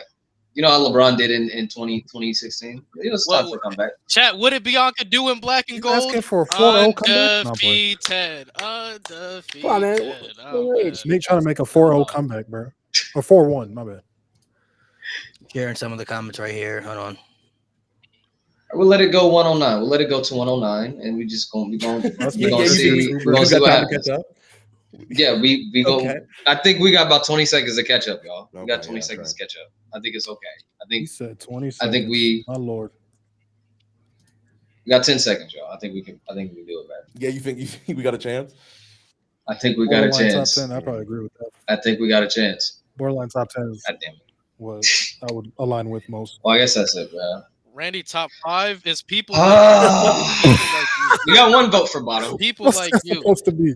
God damn it. Get on the pod. This is- Pick 6, Ringo. Get on the God pod. damn. This is what happens when you invite Top other people 5. to your fucking show. like fucking people who think they're fucking bigger and better than you, bro. Fuck up your shit. Oh wow, whoa, wow. Oh, I'm blaming you, bro. Why, Jared, bro? You, yes, What you. the, what the fuck I do? What did I do? We lost because of you. Ryan was have a equipped and mid-off, everything, and then you came in because you fucking probably thought you had something better to do. Probably, you know. Is that right? Okay. That is right. Oh, That wow. is right, bro. We're still a team. God. We're still a team, guys. We're not a team. I'm team No Name Wrestling. This guy's fucking vibe or Listen, some all right, shit. how about that? All right, listen. Next time you want to have one of these debates, I'll have my squad with me. All right, because listen, I came here alone. Oh, I came here by myself. All right, we could fight everybody now. All right, because we're gonna get on your Hey. ass next time. Man, Okay, let's fucking do it. I put hear. the I know on me, BD man. in the other room. Tell him. I will. Tell him. Oh, I will. Bring No, everybody. Trust me, I will. Bring everybody. Trust me, I will. We gonna squabble up. All right. Okay. I bet. Squabble up, man. Better bring Shout out the Kendrick. smoke, bro. So I gotta say, we got two people on here that's not here today. So you know, this ain't the only edition. We fully There's only equipped. 4 of us. you thought I was bad. You didn't meet Thesis statement. G. Durag J, Oh, bro. don't get me started Durag with J, I'm G. telling you, man. Durag. Don't get me started with G on yeast in the bread left and right. Yeah. You thought I was bad. You didn't meet Yapping G. Oh Lord. Oh All God. right, small Afro. If you have to Yeah, bounce, Big G. you can go ahead and bounce if you got to leave, man. Hey, I Make sure you guys appreciate give him a it, follow. If you guys don't follow his stuff, Vibe channel, go check them guys out, man. We'll definitely have you guys back on the pod sometime if you guys can make it. We'll figure it out. Absolutely. And hey, this was fun, y'all. I appreciate y'all having me on. Hell yeah. Hell yeah. All Even though you cost us the shit, it was still You know good. what? We'll talk about it. We'll talk about it. Wow. Oh, trust me, we'll talk about it. All right. All right, bet. Y'all tune Bet. in. I mean, he's kind of not All right, wrong. dog. You know? Talk about me. All right, guys. We'll talk some wrestling for things going on right now. A lot of things been happening right here. That's actually a good point. Somebody brought up the Bianca stuff. I definitely want to talk about that. So we can dive into that aspect. Who? Oh, Jay's not here today, man. Jay's not here. Anybody else think it was Bianca?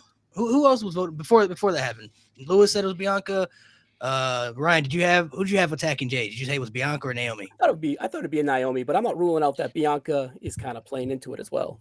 So you still kind of I agree with him. I still think she didn't No. call somehow. That's what I thought. Man, that actor was so. I think Yeah. Bianca set it up. No. I think Bianca. I don't think she set it up. I think what I do think what's gonna happen, I think everything Naomi said, Bianca's gonna throw that right back at Jay when they start feuding.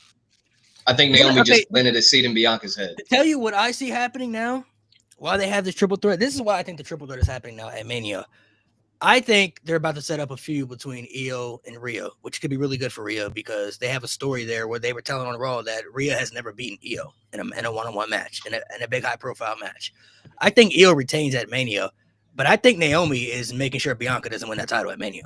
I think she's, after what we just saw too, no, she's not about to let her win that strap, bro. I think Naomi is going to cost Bianca the match, which is going to end her undefeated streak at Mania, which is then going to set up longevity for her. Because if you watch that segment, Bianca basically left her high and dry. Like, I'm done with you. It's over with now. And Naomi. You think Io retains? Yeah, I think Io retains. I think Io retains at Mania. I think Io retains, and they're going to set up a feud with her and Rhea. And I think Naomi's going to make sure Bianca doesn't win at WrestleMania. Because they're all kind of tied into the story with Jade and everything. That's why I don't think Bianca did it. That's why I think they're going to go in that particular direction of how they're setting up the triple threat now. So that's what I see happening now for WrestleMania.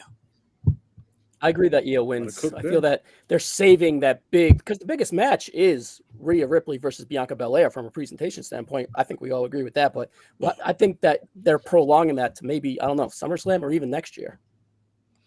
As they should. I would do it. As they year. should. They need to build that. That shit needs to be teased. They didn't even tease it once. That's why when she won it, I was like, stop prolonging. Stop prolonging it though. Oh yeah, no.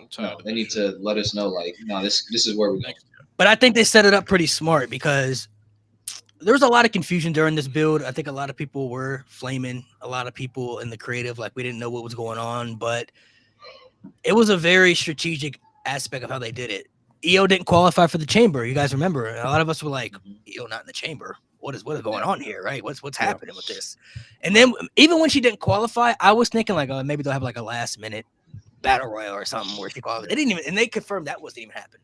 So I'm like, oh, she really not in the chamber though. That's kind of crazy. But then they set up the world title match. I'm like, okay, that's fair. Rhea accidentally cost her the match. She didn't mean to do it. And Rhea was like, because I messed up, I'm going to give you a shot at the world championship. It's the right thing to do. But then Io won. And I was like, ooh, that's mad interesting because I was not expecting Io to win the championship. But then after thinking about the aspects, and then after what we saw on SmackDown, I feel like Io is definitely going to retain at Mania, and they're going to set up a feud between Rhea and Io, and Naomi is going to cost Bianca that match so she doesn't win to help her feud with Jade and Naomi as well. Because a lot of us the main thing that really holds back Rhea from reaching those echelon conversations to me is she has yet to have that one feud and one championship reign that submits her. You know what I mean? Because she's good in ring. She can cut promos. She got a character. She's popular. She's checking off all the other boxes. She just doesn't have that championship reign and feud that really puts her like in the Bianca, Becky stratosphere where we all can point out Bianca has a reign that stands out. Becky has a reign that stands out. Like she's just missing that. And I think the Io feud could really be that for her. I mean, if it's done right by creative, but that they have a great story there to tell. I didn't even know Rhea has never beaten Io until they brought that up on Raw in the story.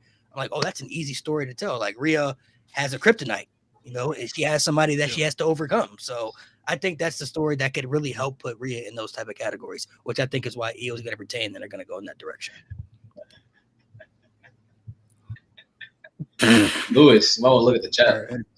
You might say, do you have my Via posted in the closet, bro? Crazy. Is he sleeping? Oh, he's frozen. Yeah, I know. He's checking on his phone. Oh, Ryan, let me ask you. So, Ryan, since you weren't on the channel last week, how did you feel about the Cena heel turn? What did you think was going to happen before the Chamber? Who did you have winning, and then what did you think about after what you saw? Well, it's historical, right? It's fucking awesome to be frank, and you feel that something was definitely up because they released that like The Rock was going to be third, right? But they showed a video package in the rundown. And then they presented him last after the Chamber. So something was up. You could have been Punk, could have been. I had Punk, Drew, or Cena were kind of like the ones because I never thought Cody would kind of give him his soul, right, or whatever. I didn't think he was going to align himself with him. So when Drew was eliminated right away, you're like, all right, well, it's going to be Cody. I mean, it's going to be Cody versus Punk or Cena at WrestleMania with The Rock in either one's corner, just because how they kind of laid it all out. And I just thought it was so well when they got to it. I thought Cena was great in the Elimination Chamber just because the Cena coming back, he's so quirky, right? But I think he was playing into it, leading up to all that, right? Because that's probably his biggest downfall. He's so quirky and dorky.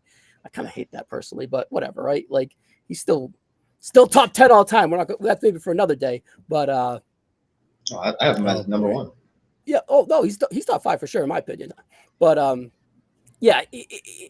He leading in, he just wasn't John. He wasn't feeling like John Cena of that an all-time great, a Mount Rushmore kind of guy, and I think that played into him turning as well.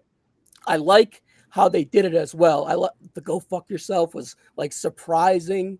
It was fantastic. It was just like holy shit, and then you totally forgot about it because how impactful that angle was. I just thought it was a great piece of business, and now WrestleMania is cooking because before. Cody versus Cena, face versus face, legacy versus legacy. Like, it's fine. But now I feel like they got something extremely well going on here.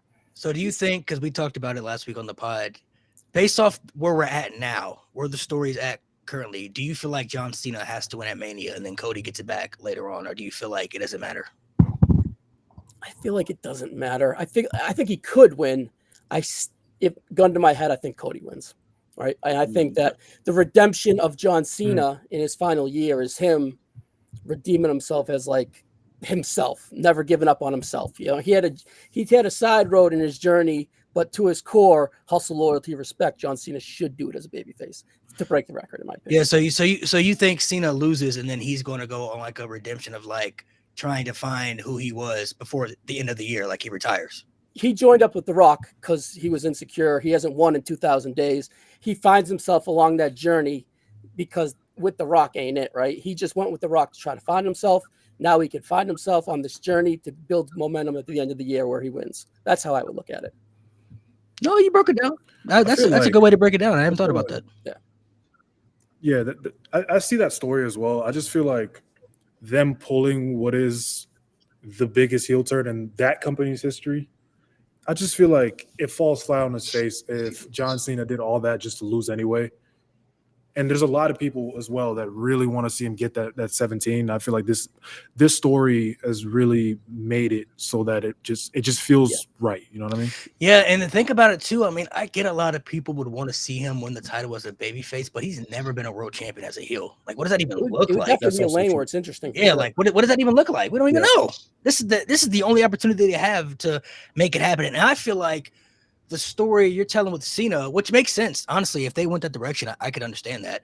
But I feel like Cody has a better story to tell if he loses, because we've already seen Cody go on the redemption arc, right? When he lost at 39, he had to fight a whole year to get back to Roman, and then it almost got taken away from him by The Rock, literally, and then had to literally push that aside and had to just fight through all a bunch of shenanigans and finally finish the story. He's been champ for a year now, and if he gets screwed at Mania by The Rock and Cena, I think Cody now goes on his revenge arc where now he's out to seek blood. Like, y'all screwed me out of the championship, and now I have to. Of course, The Rock is going to make him jump through hoops and obstacles to try to get the championship back and everything. Like, I feel like that's going to be Cody's story to tell. Is now he's going on this revenge arc to get the championship back, because I don't see Cena holding it for long. Maybe to SummerSlam at best, but I think Cody would get it back at SummerSlam, which could make him a bigger babyface. Like, I don't think people can truly understand Cody's babyface arc for the people who just hate on him. Like, he's such a beloved babyface with a type of babyface that people usually perceive as corny. He's got two of the biggest stars ever to turn heel in his storylines where the people are still siding with Cody. They had The Rock and Roman Reigns right there in front of them, which is a dream match people have been waiting to see for years. And the fans chose Cody Rhodes over that match at that particular time. And John Cena, who was the ultimate good guy for years, never turned heel. I'm not that guy. Turned heel to help propel up Cody Rhodes more as a babyface, and they're still on Cody's side. I think people have to really process of how much this guy's babyface arc truly is going to be legendary when it's all said and done. Like, the fact that it's working even this long, I don't know if people really look at if you look at the years Cody's been back in WWE, it's not like they haven't pushed him to the max. This guy has been treated very well since coming back, and he's got a proper push that most of the IWC / like everybody for it. Oh, he's winning too many matches. Oh, he barely loses. Uh-oh. Muted. He just went mute. There's something different about Cody when it comes to that aspect, though. Like, all the people who tax, people for long championship reigns and everything that they want to tax somebody for, something is different about Cody, why people just embrace and accept him. And I think it's because of his journey. And if he gets screwed by The Rock, I think that adds more to his journey, because that was The Rock's initial plan last year, right? Was to prevent Cody from finishing the story. He obviously got to do it. And then this year, we were all confused when he's buddy with Cody. Like, why are they just friends? What's going on? But it really was like a master plan where The Rock was playing, chess and, Cody playing checkers type stuff. Like, now you think we're buddies, but wait till what happens and you see what I got planned for you. I'll make sure I'm taking that title from you at WrestleMania, but not really doing it himself, because a lot of us, I think, also talked about, the possibility of The Rock becoming champion. We're like, we don't want to see that. That's the last thing we want to see. But now, if The Rock is going to play a piece to taking the title from Cody, and they have Cena do it as a heel, I mean, I think that works tremendously. But the way you broke it down, if Cena's going to go, because I see Cena ending the year on babyface. I don't think he's going to be heel the entire time. I think his last match, he's going to have some type of moment where he turns back into babyface Cena again. You know what I mean? Like, where the fans could love him again. But if Cena does lose and he does kind of go on that journey where he's doesn't know who he is anymore. I don't know who I am anymore. I'm not the same guy. I had to figure out some things. If they go that route, I could see it. But I feel like with the momentum they have right now, to have Cena win in that fashion by screwing Cody, to see that visual of The Rock in the background with John Cena holding up the title as a heel, I mean, that could be something monumental. Mhm. And it would play, even if he goes off back to babyface, it would play him turning. He could easily justify it was like, I haven't won in 2,000 days. I'm a little insecure. And I took that gesture from The Rock to kind of find myself and make it easy. I've always grinded, but I've earned the 17. I'm going to win it because, I've earned a way to make a cheap way to get there as well. And I found myself again, and then he just goes on his hustle, loyalty, respect kind of thing. Act of desperation. Cena was desperate, because even if you look at the Time's running out, he's desperate for sure. if you look at the promo he cut after the Rumble, I mean, he basically kind of lined it up like, I ain't got much time left. I don't need to qualify for the chamber. I'm in it because I can be in it. You know what I mean? I'm going to win it. And he said that it's best for business for him to become the 17-time world champion. And I look at this as like, I don't know if it's Cena really selling his soul. I think he aligned himself with Rock because Cena is a real company guy. And he's convinced himself now in his mind to win the 17th title is what I need to do. And I got to do it. Whatever I got to take is what I got to do. I came back and I was really going to have this retirement tour and shake hands with people and be buddy-buddy. But now he's realizing it's not what's best for business right now. What's best for the business, for the company that I've dedicated my whole life to and I love, is for me to win the 17th World Championship. And aligning myself with The Rock just puts me in easy access to make sure I accomplish that goal. So I kind of look at it from that aspect too. Like, hasn't won a big match in however. Cena know he's older. He's past his prime, and he knows Cody's miles ahead of him right now. Cody's at the peak of his career, and Cena's been there. Yeah. I've been at that level before. Yeah. So I got to do whatever it takes now to make sure that I get the 17th championship because it's good for the company. So it's going to be interesting to see what direction they go to. I don't know if there's really a wrong direction. I guess it would just depend on what they do afterwards, honestly. Like if they had Cena lose, I got to see what it looks like after. If they go in the direction you're talking about, okay, I can see that, aspect. If Cody doesn't win, got to see what they do afterwards. I would assume that, they're going to go in the revenge arc, but I think they have a lot of things planned out ahead of time that we weren't seeing, in front of us at that time frame that just kind of went on behind the scenes. So that was a good aspect. One thing I want to ask you guys too, it seems like we're going to get Roman, Punk, and Seth at Mania, right? The triple threat. Seems like a lot of people, though, to my surprise, they're not feeling it. They're not rocking with it. Maybe they feel like there's no stipulation to it or something. For me, and there probably will be. And I think there might be something added to it, but when I'm looking at I don't see what's not to like here, bro. There's this Roman Reigns, CM Punk, and Seth Rollins, and all in the same match we're talking about here. And they all is crazy. And they all have a story that's been tied together for a while. Like the story has been right there in front of us. You know what I mean? Like it's layers too. Yeah. Yeah, CM Punk despises Seth Rollins despises CM Punk. Roman Reigns hates Seth Rollins with his guts. And then Paul Heyman being a CM Punk guy, but also a Roman Reigns acknowledger. I mean, that kind of plays a factor too. Heyman still owes Punk a favor. Like, I get, yes, this is and Punk is responsible for the Shield. That plays a factor into it as well.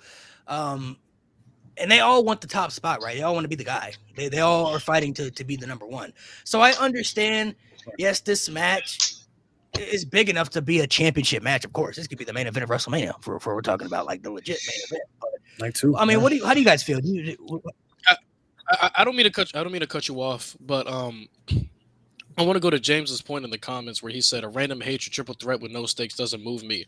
I'm low key looking at this as whoever wins this triple threat, they're gonna get a title match. Yeah, that's how it should be. There's no way you don't give them a title match at SummerSlam. Yeah. There's no way. I think that's the move for SummerSlam. Whoever wins a triple threat match, they're next in line for the big show.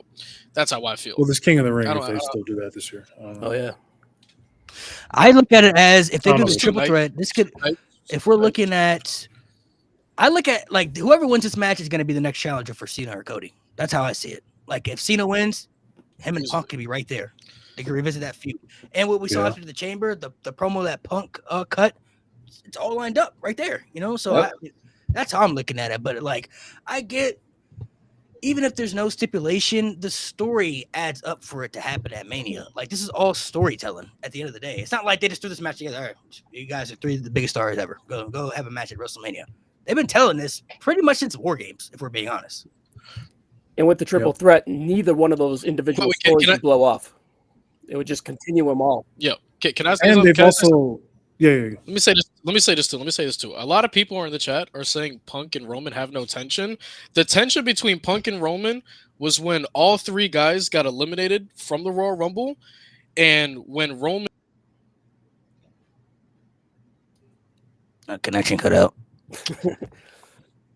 Oh man! Well, there was a point adding on to what he was going to say. So basically, what I'm saying is the tension between Roman and Punk is the reason why Roman got embarrassed at the Rumble, why he got his head fucking caved in. That's why he's angry at Punk. Because he thought since they teamed together at War Games that they was cool, that Punk wouldn't do shit. But Punk is a focal reason on why he got embarrassed. If he doesn't focus on Punk, he doesn't get his head stomped in. That's the tension. And there's also the thing with Punk and Roman, how for years after the CM Punk Colt Cabana podcast, like Roman's talked about on interviews as well, like that kind of, made me get painted in a bad light with the fan base and made it harder for me to elevate. Yeah. So there's also Great point as well. aspect that fans know about. Yeah. Also, the tension between Punk and Roman, too. I look at it going back to War Games. Like, Roman Reigns didn't want CM Punk in that match. He didn't want him anywhere in that match, bro. He was not feeling that at all. Paul Heyman had to convince him that you're gonna need him, bro. And CM Punk didn't want to be a part of it either. But he's like, I look out for you, Heyman. I'm doing this for you. I'm not doing this for Roman. I'm doing this for you, bro, because you're my guy. You need a favor, I got you, but you're gonna owe me one back. But if it was up to Roman Reigns, CM Punk would have never even touched that match. He'd never even been in it to begin with. So. They They would have went 5-on-4 in that bitch. You feel me? Like we just gonna have to go one man down in here. So, actually, can I ask a question? If you guys, if you could only make a single match out of those three, which one would you guys prefer? Roman Seth. At Mania? Yeah, I think you can make a case for all three. After last year, I think Roman Seth. That's my gut too, as well. Timing wise, anyways. I put Punk in the WWE title match. I don't care what we get. I just want to watch it. 6 weeks. That's fair. No, I was one of those people like kind of against the triple threat, using the same argument as the people in the chat. But like looking more at it, there's a lot of tension between all three, and there's so many layers to be. I was just like, pivot. Do it. I mean, I prefer Roman and Seth, but I'm like, just do it. That's fine. Because then if they go Roman Seth, what is it? Punk and Logan Paul? I mean, you could use you can have Punk use his favor to get into the WWE title match somehow. So did we mention Punk? Did we mention Punk is the reason why the Shield individually, when they were the Shield, got like their individual breakthroughs when they had the feud with Punk? They each had their one-on-one. Oh yeah. And Roman was the only one that was able to beat Punk. And also, you could also bring up the fact that Punk didn't even want Roman at first. He wanted Cassius Ohno or Chris Hero. Yeah, you'd be like, you didn't even want me in the first place. Like you, and now once you left the company, you bashed me. Like you never liked me. Like I let it slide with War Games because the Wise Man and all that. But you don't like me, and I never liked you. Like you can build up that. Punk was, if you look at it how it aligns, Punk was the reason the Shield was a thing, and Seth is the reason it died. Like it's all literally within that story right there. And Roman has just played the middle guy. Like was never supposed to be in it, was in it, excelled, and then was a part of was the main guy who took the first shot, from that chair, So it all just ties in together as part of the story. Something else somebody brought in the chat.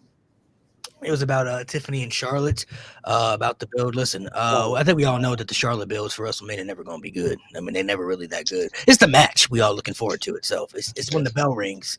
That's what I'm most excited for. So I'm already honestly go ahead. For WrestleMania, she's a when will the bell ring wrestler when it comes to WrestleMania. Yeah, for me, it's like I've already kind of looked past the build. For me, I'm just looking forward to the match itself. Like, just give me to the. People tell me she's the GOAT. To give me to the match. Give me to the match. That's all I need to see. The build, I don't expect the build to be great, just because if you look at Charlotte's past builds at WrestleMania, they've never really been that great. And the best one she probably had was probably the Becky and Ronda build. And that match didn't really live up to the potential, you know what I mean? But the build was cool. But it was still cool though. The match was the build was still cool. I like the last Raw they had when they all fought back and they had the cops come in. That was cool. That was good. So I mean, she's had some bad builds, some good matches though. So the matches for sure. Okay, that's the problem with Charlotte. Like she'll always deliver in the ring, but like she does not get me invested in anything she does because she refuses to evolve past I'm the queen, I win titles. That's why people were booing her when she came back. And she tried to tell the sob story. It's like, nigga, we're not trying to hear that. We're not trying to hear that. We don't care. We don't care. You've done nothing to make me feel sympathy for you.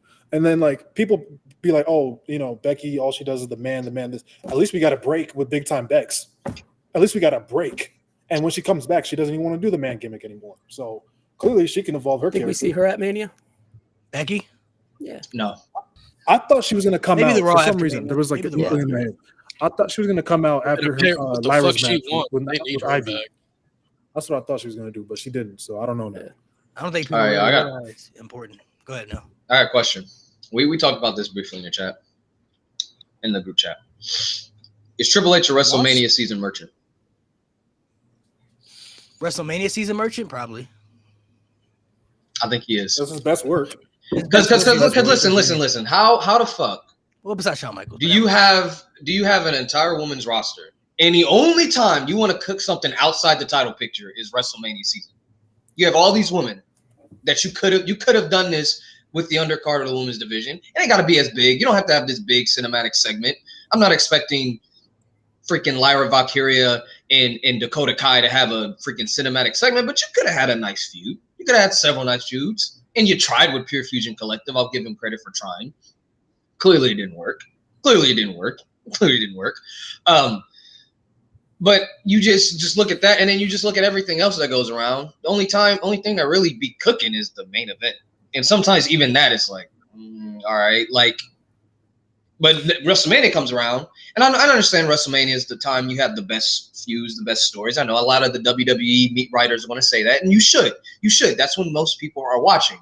But year-round, if you're telling me that you can't cook up a good mid-card story year-round, and then all of a sudden WrestleMania comes around, I guess we're going to put these people on TV. Jade and Bianca go and have a great women's segment. How many women's segments have we seen like that the past year? None. Zero. Even with Liv and Rhea Ripley, which was a blood feud. Like, literally, like, they're fighting over a man. You know how that shit gets. You know how when you fighting over a partner, you know how that gets. Bro, that thing was good for like a month. And then it just You be fighting over partners, bro. and then went down the drain. You telling me you couldn't have you telling me that Rhea and Dom couldn't have had like this big cinematic segment where Rhea actually shows vulnerability? Like, hey, like, I thought we were like the dynamic duo, and now you left me for someone. Like, we saw none of that. Rhea and Liv have a past. They used to be buddies. And Liv can't like just go out and just be like, I hate you because you betrayed me. Like, we didn't see any of that. And that was the world title picture. But now all of a sudden WrestleMania comes around. Now we got to start cooking. Not saying that your best storyline shouldn't be reserved for Mania, because they should, but you literally had a layup with Rhea and Liv. You had so much history. You had so much potential. Liv's It started good. yeah, and Liv's not terrible on the mic. Liv's not terrible. I think if it comes to her and Rhea, they're comfortable enough with each other. I think they could have produced a pretty damn good segment. They were cooking before SummerSlam. They had some great segments, but after, like, it just lacked so much emotion. It just felt like we were circling the drain. They fumbled on that. They fumbled on it super hard. And they're showing what's crazy now. You brought up the Rhea, showing emotion as far as like having like some type of emotion. They're just now starting to show that just because she lost to Io. Like, if you watched, she had a really good promo on like WWE's YouTube, like after the show backstage and everything, and she was basically like broken, like destroyed, like I messed up, like I have no friends, I'm lonely, like she feels isolated right now. Like, they're giving her emotion with her gimmick. I really felt like the build to SummerSlam was really good. That was one of the best things they had going on Raw. After SummerSlam, though, it's just like it just poof up in the air. Like, it just I don't know what they had in mind. They lacked when I felt like Rhea should have shown some type of vulnerability of her losing Dom, and then now Liv has succeeded. She accomplished the goal. Like, she took her man, she took the title, and she got her revenge. Like, she accomplished everything that she said she was going to do that Rhea thought wasn't possible because she's Rhea Bloody Ripley, right? Like, I feel like they really missed out on Rhea having that vulnerability with her character, which I know a lot of people really tax her because they feel like they were making her too dominant when she was, coming after the Judgment Day and looking dominant, which I felt like that was going to happen. That's going to be a part of who Rhea is because they want to make her look like an opposing threat. But I feel like they should have got her there by having that anger and frustration, by having her showing the vulnerability first, like just being like just salty, like, damn, I'm depressed. You know what I mean? Like, I lost the title, lost the Judgment Day. I got nothing now besides Damian Priest at that point, and he was still fighting for his life too, So it's like it's just me and him. So I feel like they did kind of miss out on that. But WrestleMania merchant, it's not a crazy thing to say because he does build really good stuff around Mania time. And I think that's probably what they're looking for in the product right now, because when Triple H gives us really good high stuff, it's really good. It's really, really good stuff. And I think he's looking at that like, listen, when I give y'all some shit that's up here, y'all gonna be talking about it for a long time, like last year, the year before.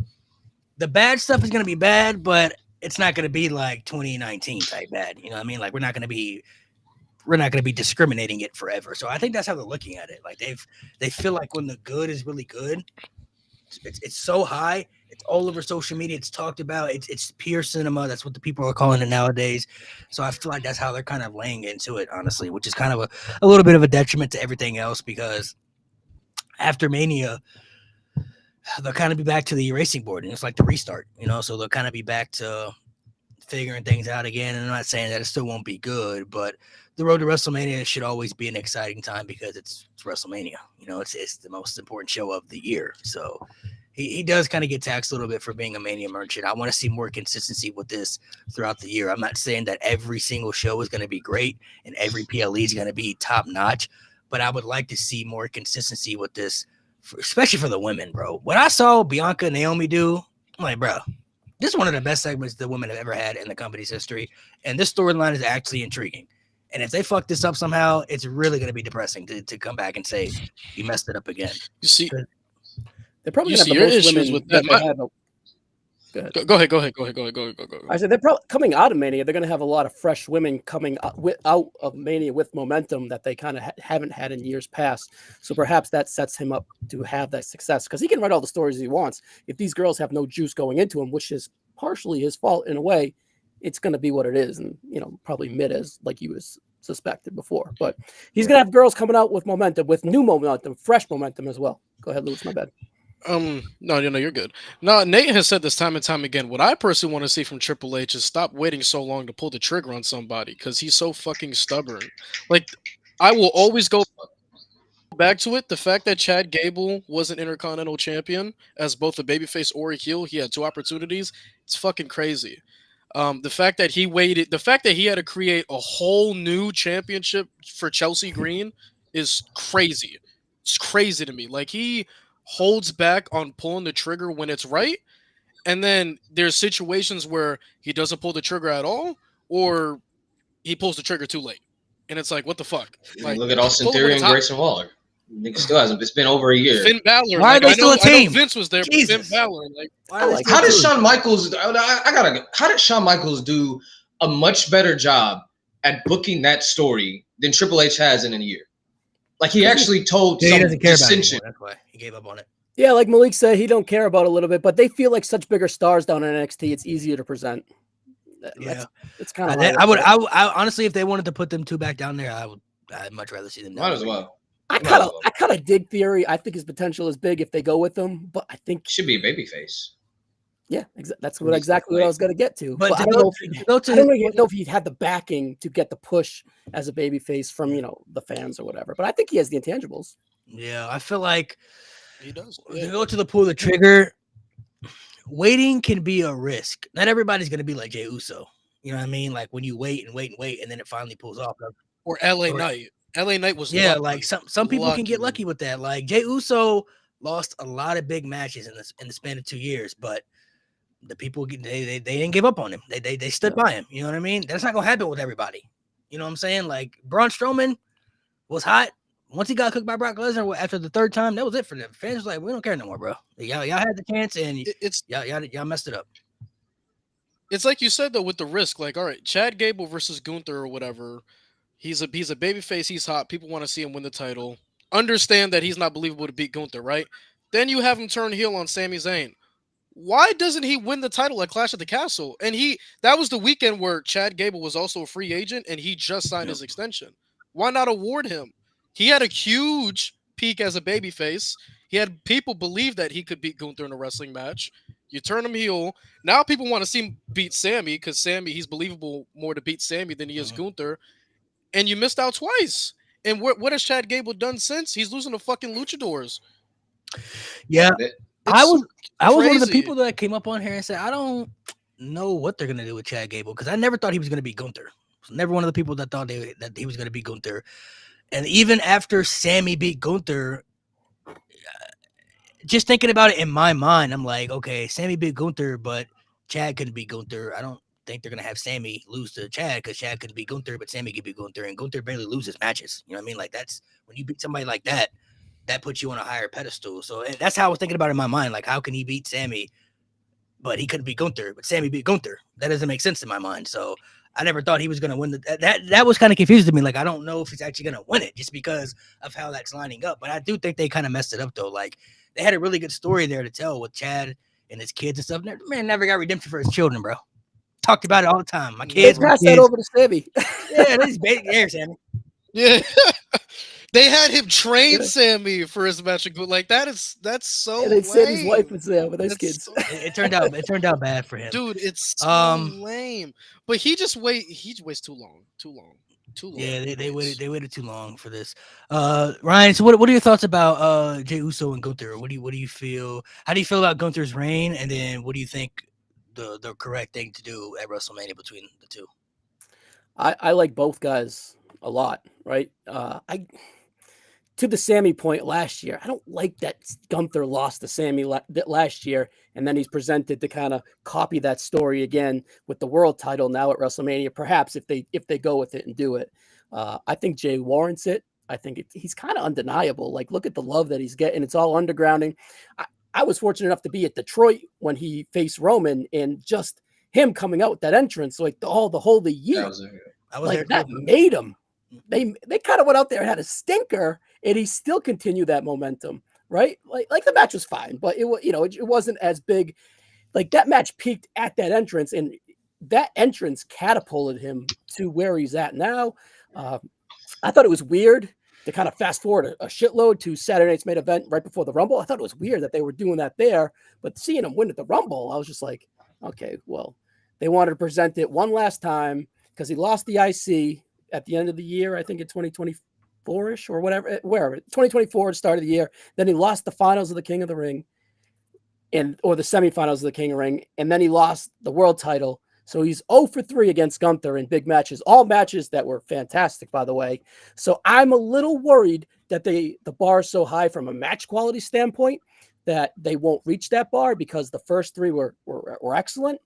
And then I think that Jay will and should win, but I feel that it might be a letdown because the match quality expectations so high because of the previous 3 that I don't know if it's lost on the shuffle from importantness when they get to WrestleMania. I'm a little worried about that for Jay. And again, I don't like them copycatting the story from Sammy with the IC the year before. So there's some negatives going in there, but overall, I think it should do gangbusters, and Jay should have success coming out of it. And I think Jay will win, as I kind of alluded to leading in. Yeah, 2 points. So we've talked about on the pod before. Listen, a lot of people with the Jey Uso hate, bro. They gotta shut it down, man. At this point, his movement is undeniable. Yeah. Wrestling is really about finding a way to get over, no matter how you do it. You look at every star that people are gonna glaze or their favorites are gonna talk about. They all found a way to get over somehow. Jey Uso has reached that pinnacle. He found a way to get over, and the people like him. They rock with him. He's reached that pedestal where he now has a potential to be solidified as a main event guy, which nobody would have ever talked about, not even 2 years ago. Even last year, we weren't even talking about Jey Uso possibly being a world champion, like main event worthy guy. He's the most hottest superstar in the company right now. I feel like if he lost at this Mania, that would really like cook him. Like we talked about him being cooked before, but he loses that Mania. I feel like that's really it for him. Like that's really done. Like you gotta pull the trigger. I've seen someone say like, "Oh, I think this is for Gunther to like put him as like a top guy, like to really elevate him." I'm like, no, that's fucking terrible. Like, no, Gunther can get it back. He can get it back. If Jay loses, and I'm all for Gunther being like this big final boss. That's what he should be. But at the expense of Jey Uso and all this momentum, no, that'd be fucking awful. That would be terrible. Jay earned it. Yeah, we talked about pulling the trigger, bro. Like if Jey Uso loses at WrestleMania, that would be like the equivalent of like if Daniel Bryan didn't win at WrestleMania 30. Like, can you imagine that if Daniel Bryan didn't actually win at WrestleMania 30? Yeah. Imagine if Kofi Kingston didn't win at WrestleMania 35. You know how pissed people would have been. There's no coming back from that, bro. Like, so there are certain matches when you know that are lined up for certain people to win, and if you don't win those certain matches, that really could diminish and cook you. And you don't have to be a fan of Jey Uso. You don't have to like his wrestling style. You don't have to like his gimmick, and that's fine. But he found a way to get over. And majority of the fans, they like him. They rock with him. They have a superstar literally in the palm of their hands with Jey Uso. All they have to do is just have him win one match, and the rest is history. So I feel like the obvious move to do would to have Jey win. But to go to your point, Ryan, I kind of feel the same way about Gunther. I have not been feeling this world championship reign with Gunther, mainly towards like the second half of it. It started off really good. The Randy Orton stuff was good. After he lost to Cody, though, even the stuff with like him losing confidence in himself, okay, it's a little bit of a character arc, but then he found a way to kind of bounce back. Okay, that was cool. But for him to kind of be sacrificed for Jey, there is a story to tell there, and I think Gunther will be fine. I think Gunther is a Triple H guy. Gunther will forever be a Triple H guy. He'll be a world champion again. I see Gunther always being in a good spot with WWE as long as Triple H is running the ship. But it does kind of feel a little like a little weird to see Gunther in that position again, because it's like, damn, like, you know, They're copying their homework again. Yeah. It's just the world championship reign over the last couple of months hasn't been, I think, what we kind of expected him to be as champion coming off that IC title run. You know what I mean? Because we know he can be a great champion and he can have good presentation and good stories and good matches, but there's something different there with him as the world champion. It hasn't really worked compared to his mid-card title reign. So I think they kind of need a reset with him. Maybe him losing could be good, or they kind of give him another reset to get up to the higher echelon. It's going to be interesting to see what they do with Gunther, because majority of his time in WWE, he's been a champion, whether it was NXT UK or the main roster. So him without a championship, maybe that could tell some different layers of his character aspect that we haven't seen. I don't know, but I do kind of see your point there with, you know, the sacrifice that Gunther has to make to kind of be in that position. He just feels like one of those guys that shouldn't be in that position. Yeah. I'm curious what the journey would be. Honestly, he would be, not to like look way too hard in the future. He'd be on a short list as a guy that could potentially dethrone Cody once that time would come. I would put him on a short list as well with a few others. Yeah. So maybe he gets on that journey to lead to that, because like you said, his downfall kind of happened when he lost to Cody for that prestigious crown jewel ring, you know? Yeah.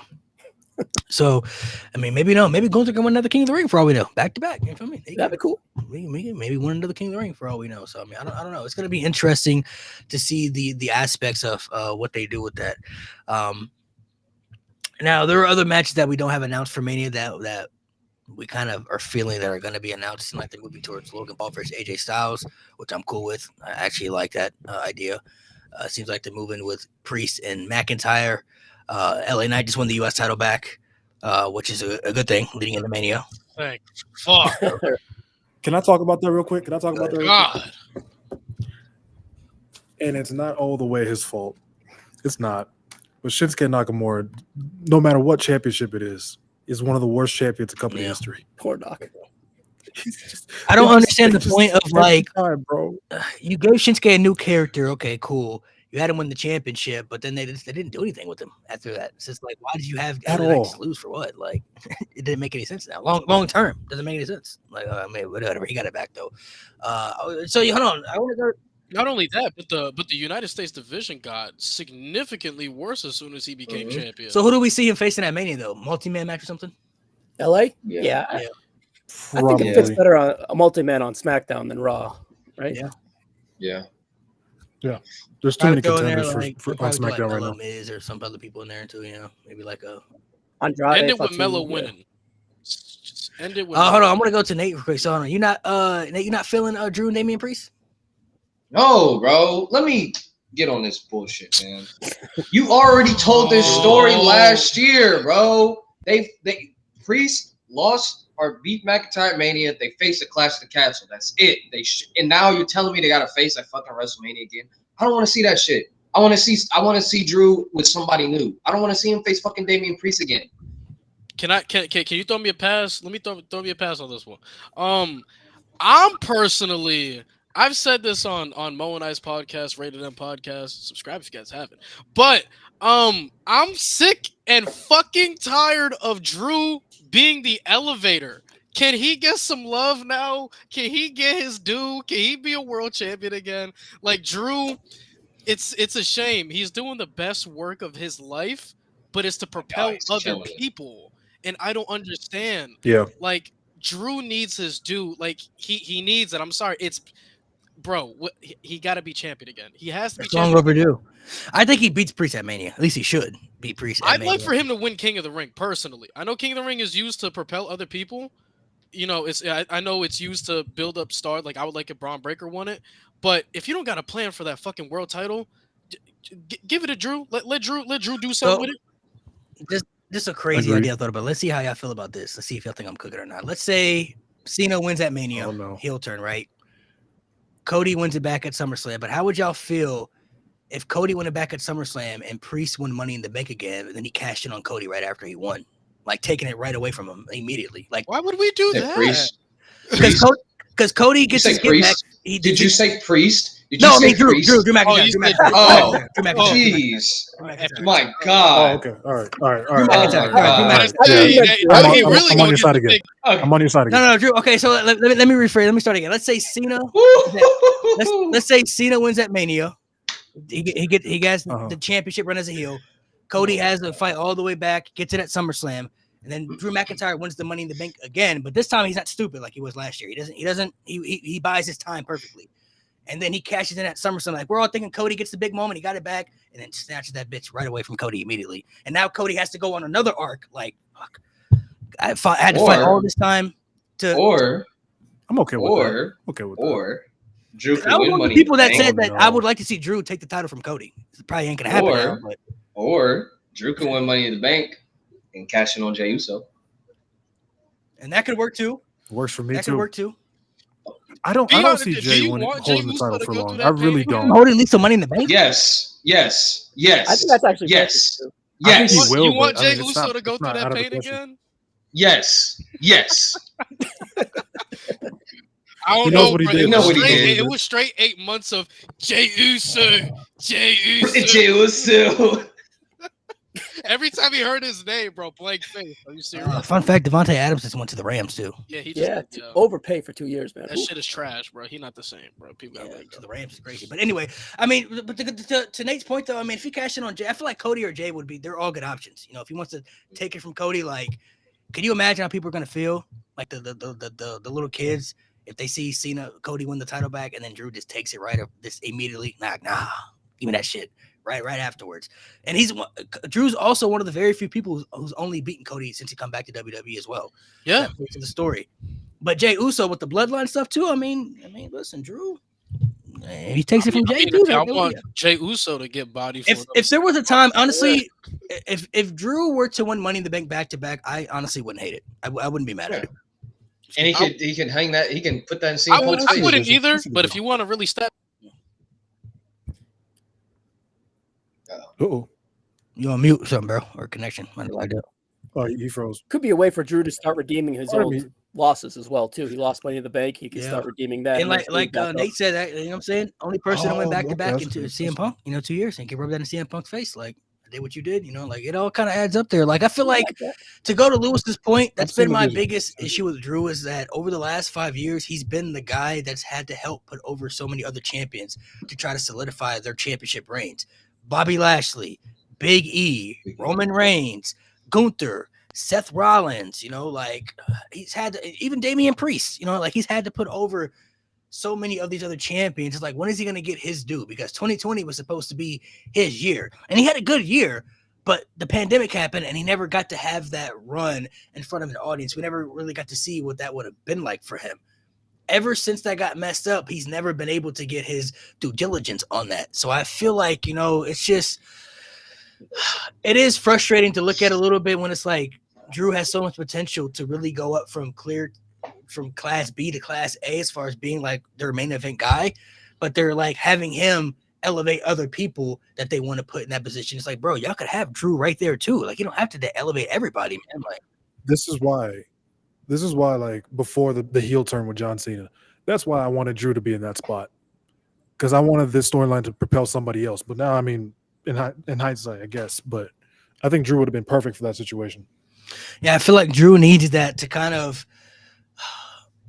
I don't want to say crack the glass ceiling, but he would need something like that now to really kind of put him in the higher echelon, because if the pandemic never happened, we don't know what would have happened with his career. I mean, it could have, he still had a good career, but It's not- it really could have put him up here instead of kind of like right here. And he's always been close to gunning up here, but he's had to put over so many other people over the last so many years. It kind of becomes like, okay, we get Drew is good at putting others over, but when's he going to get his due diligence, man? When's Drew going to get his flowers? When's he going to get the reign in front of the audience that he still hasn't had?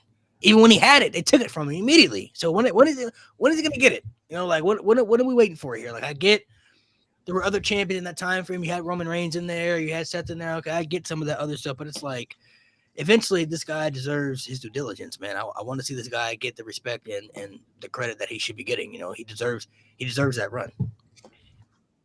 I agree. So I don't know what's gonna happen with Drew. I mean, Drew and Priest, it's fine. I don't hate it. As long as Drew, I think Drew should Fine win by though, for me, sure. yeah. I think he needs to win. Like, Yeah. That's the match he needs to win. Damien can take the loss, and I think he'll still be fine. But I feel like Drew needs that win. So hopefully he'll be able to get that win and then move on to something new or good for him. King of the Ring could be great for him, however they want to do it. I mean, that's fine. So, so what we talked about? Okay, is LA Knight's going to be in a multi-man match? What about Braun in the IC title? Is that just going to be a multi-man match too, or? Well, now I was gonna say that too, but like now they're teasing AJ and Logan, so I don't know if that's like its own match, and then Braun has his own, because they're teasing Braun and Finn for whatever reason. Finn Balor? I don't know why. Like both of them are technically That is evil. I dumb. mean, Braun is kind of Yeah. How many times do we have to be here, man? I How honestly many would times just we have to lose teach you again. this lesson, old man? I would much rather just see like Drew and Oh. Sheamus than to give Sheamus the IC title, bro. I mean, Drew and Braun and Sheamus to give Drew the IC Bro, title. just Like, do it. honestly, at Unless this you point, want to yeah. throw Finn in that match for him to take the pin, so Sheamus can get want to him. see. That would I just be want to see so Braun funny. sell his soul. That's it, man. I just want to see him sell his soul. Oh, you want them to join the Rock and see? Oh my lord! I want Braun and the Prophets to join the Rock. I need them to sell their souls, man. I don't know about that. I will say though, with Finn, I'm tired of talking about the old fuck, by the way. But I will say, though, Wow. I'm not saying I want this to happen, but I have been seeing that they are teasing to build him back up again. Not reports, but from what I'm seeing on TV, they've had the demon in the background multiple times, multiple occasions. Maybe They're a gonna fake demon. they're gonna try to do something. Don't shoot Are we me. about to I buy don't into want that, this bro? shit. But they're gonna Just to they're get gonna just to rebuild get Finn Ken again. Chertoff again. It's crazy. Who's that? He's gonna come back member Bro, just he- to he gonna just build to just to IC get title. Chertoff that demon. He gonna come back just for that. Who's that new Judgment Day member that they're teasing? Ow. Probably Aleister Aleister Black. It's probably the demon. Oh, Aleister Black. I- No. Jeez. Black would work, right? Personally, I would just end the Yeah, I Judgment wanna Day. see Oh, God, bro. It's over. I would bro. put like Theory or Waller in there. Maybe they would fit with like the Carlito vibe. Judgment Day isn't what it was, the spooky stuff. Theory would be funny. Yeah. I mean, I forgot they Carlito's have been still they have been teasing another member, Yeah. Aleister Black, because of his gimmick. I don't want to see that for him. I don't bro. think it's the spooky lane anymore. Well, I don't either. Well, for Aleister Black, I'd like to see him wrestle first, because in AEW, I barely saw that motherfucker wrestle, and I watch Trios, AEW all man. the time. So get him. Speaking of which, Revolution about to cook tonight. That Yeah. card is Hey, crazy. AEW Card cook really with is. the pay-per-views. They cook. They know how to put on a good pay-per-view. Every time. They know how to put on a good pay-per-view. I like the aspect of Logan Paul and AJ Styles, though. I think that's the correct match to have. That's the I one thought I he was want gonna to say see. Logan Paul and I'm Judgment not Day. against it. Yeah, I don't want to see that either. I kind of like it actually. Jesus. You definitely want the profits to Oh, sell. man. So You had some super chats. yeah, I got him saved. Man's Somebody said got they want the hella- profits to their soul. Oh, the street profits. I don't know, man. I don't know about that. Yeah. I'm cool If with The Rock that. ends up as Yeah, champion, it would yeah. ruin WWE's cooking. Cena needs to win at Mania to make the heel turn worth it. I agree. I agree. Yeah, that's pretty I much agree. my reasoning. Spending some money as I do with my groceries. Love the content. Appreciate the support. Random Guy Speaks. That's Appreciate the crazy. support, man. Appreciate the support. Thank you for coming on, man. Thank you for coming through. Last one. How much I gotta pay to get up here? Oh no, we do open mics, bro. We do an open mic. So whenever we do Yeah, You ain't gotta pay nothing, man. So whenever we do open mic episodes, just come through, man. We do open mics, so we allow the viewers and subscribers to come on and chat with us. So no cost, no charge, bro. We don't charge people to come on the show. So whenever, just be on the lookout for the open mic episodes. You'll see it a part of the name for the podcast. We usually put up the episodes ahead of time so people know and everything, like what we're going to be discussing and stuff. So I would say just look out for that, man. So let me see, Lewis. Oh yeah. No, man, like no. Ryan, before we head off here, we're gonna sign off. I want you to give me a WWE hot take that you have, man, that you can share with the pod. We ask everybody this. Ooh, WWE hot take. Ooh. All right. Something spicy, you know. All right, Rhea Ripley, little deodorant in the Judgment Day. I don't think she's ready to cook on her own. I think she got maybe perhaps her the Judgment Day covered up some of her stink and flaws as a character, and maybe she's not ready to swim. As we kind of see, I don't know if they trust her ready to swim on her own yet, and perhaps this is a storyline just for her to maybe go out there and spread her wings, work out the quirks. I've seen some good in some of her stuff, and then some of the bad. Like you alluded to that 4-minute promo on the post Raw. I thought you said like the sentiment was good. She had good aspects, but then she had other aspects where she just didn't come across as like a strong performer. Like I thought like some of the second, like the weepy and all that stuff. I just think she didn't look like a main event star, really.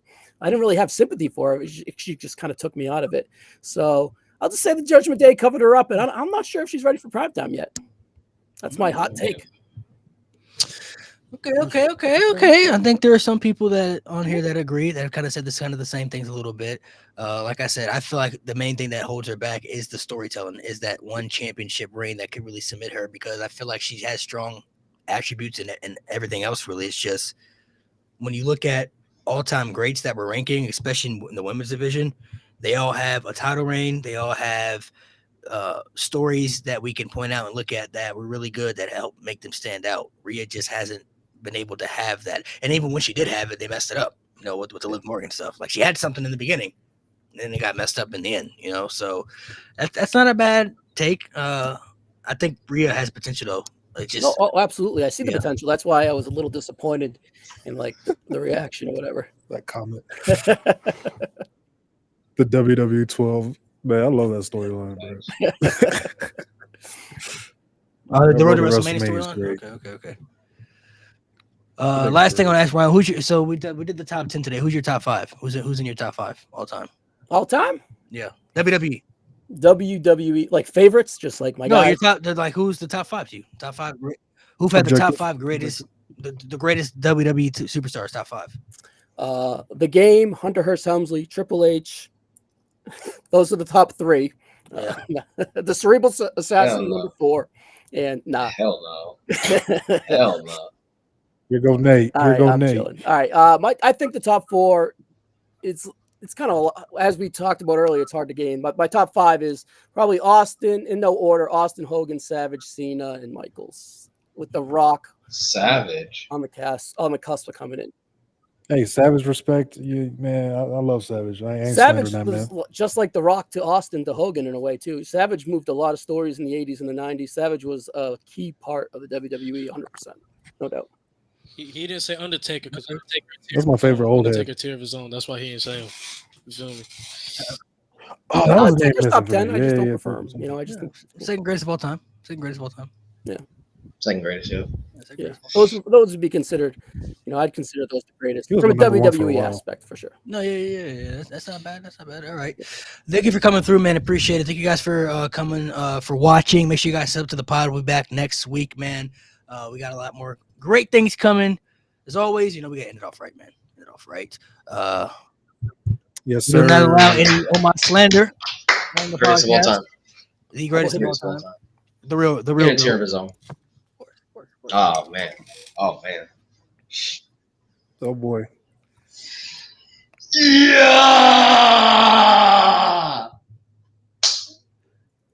Bro patted the waves down. Chat, Nate owes me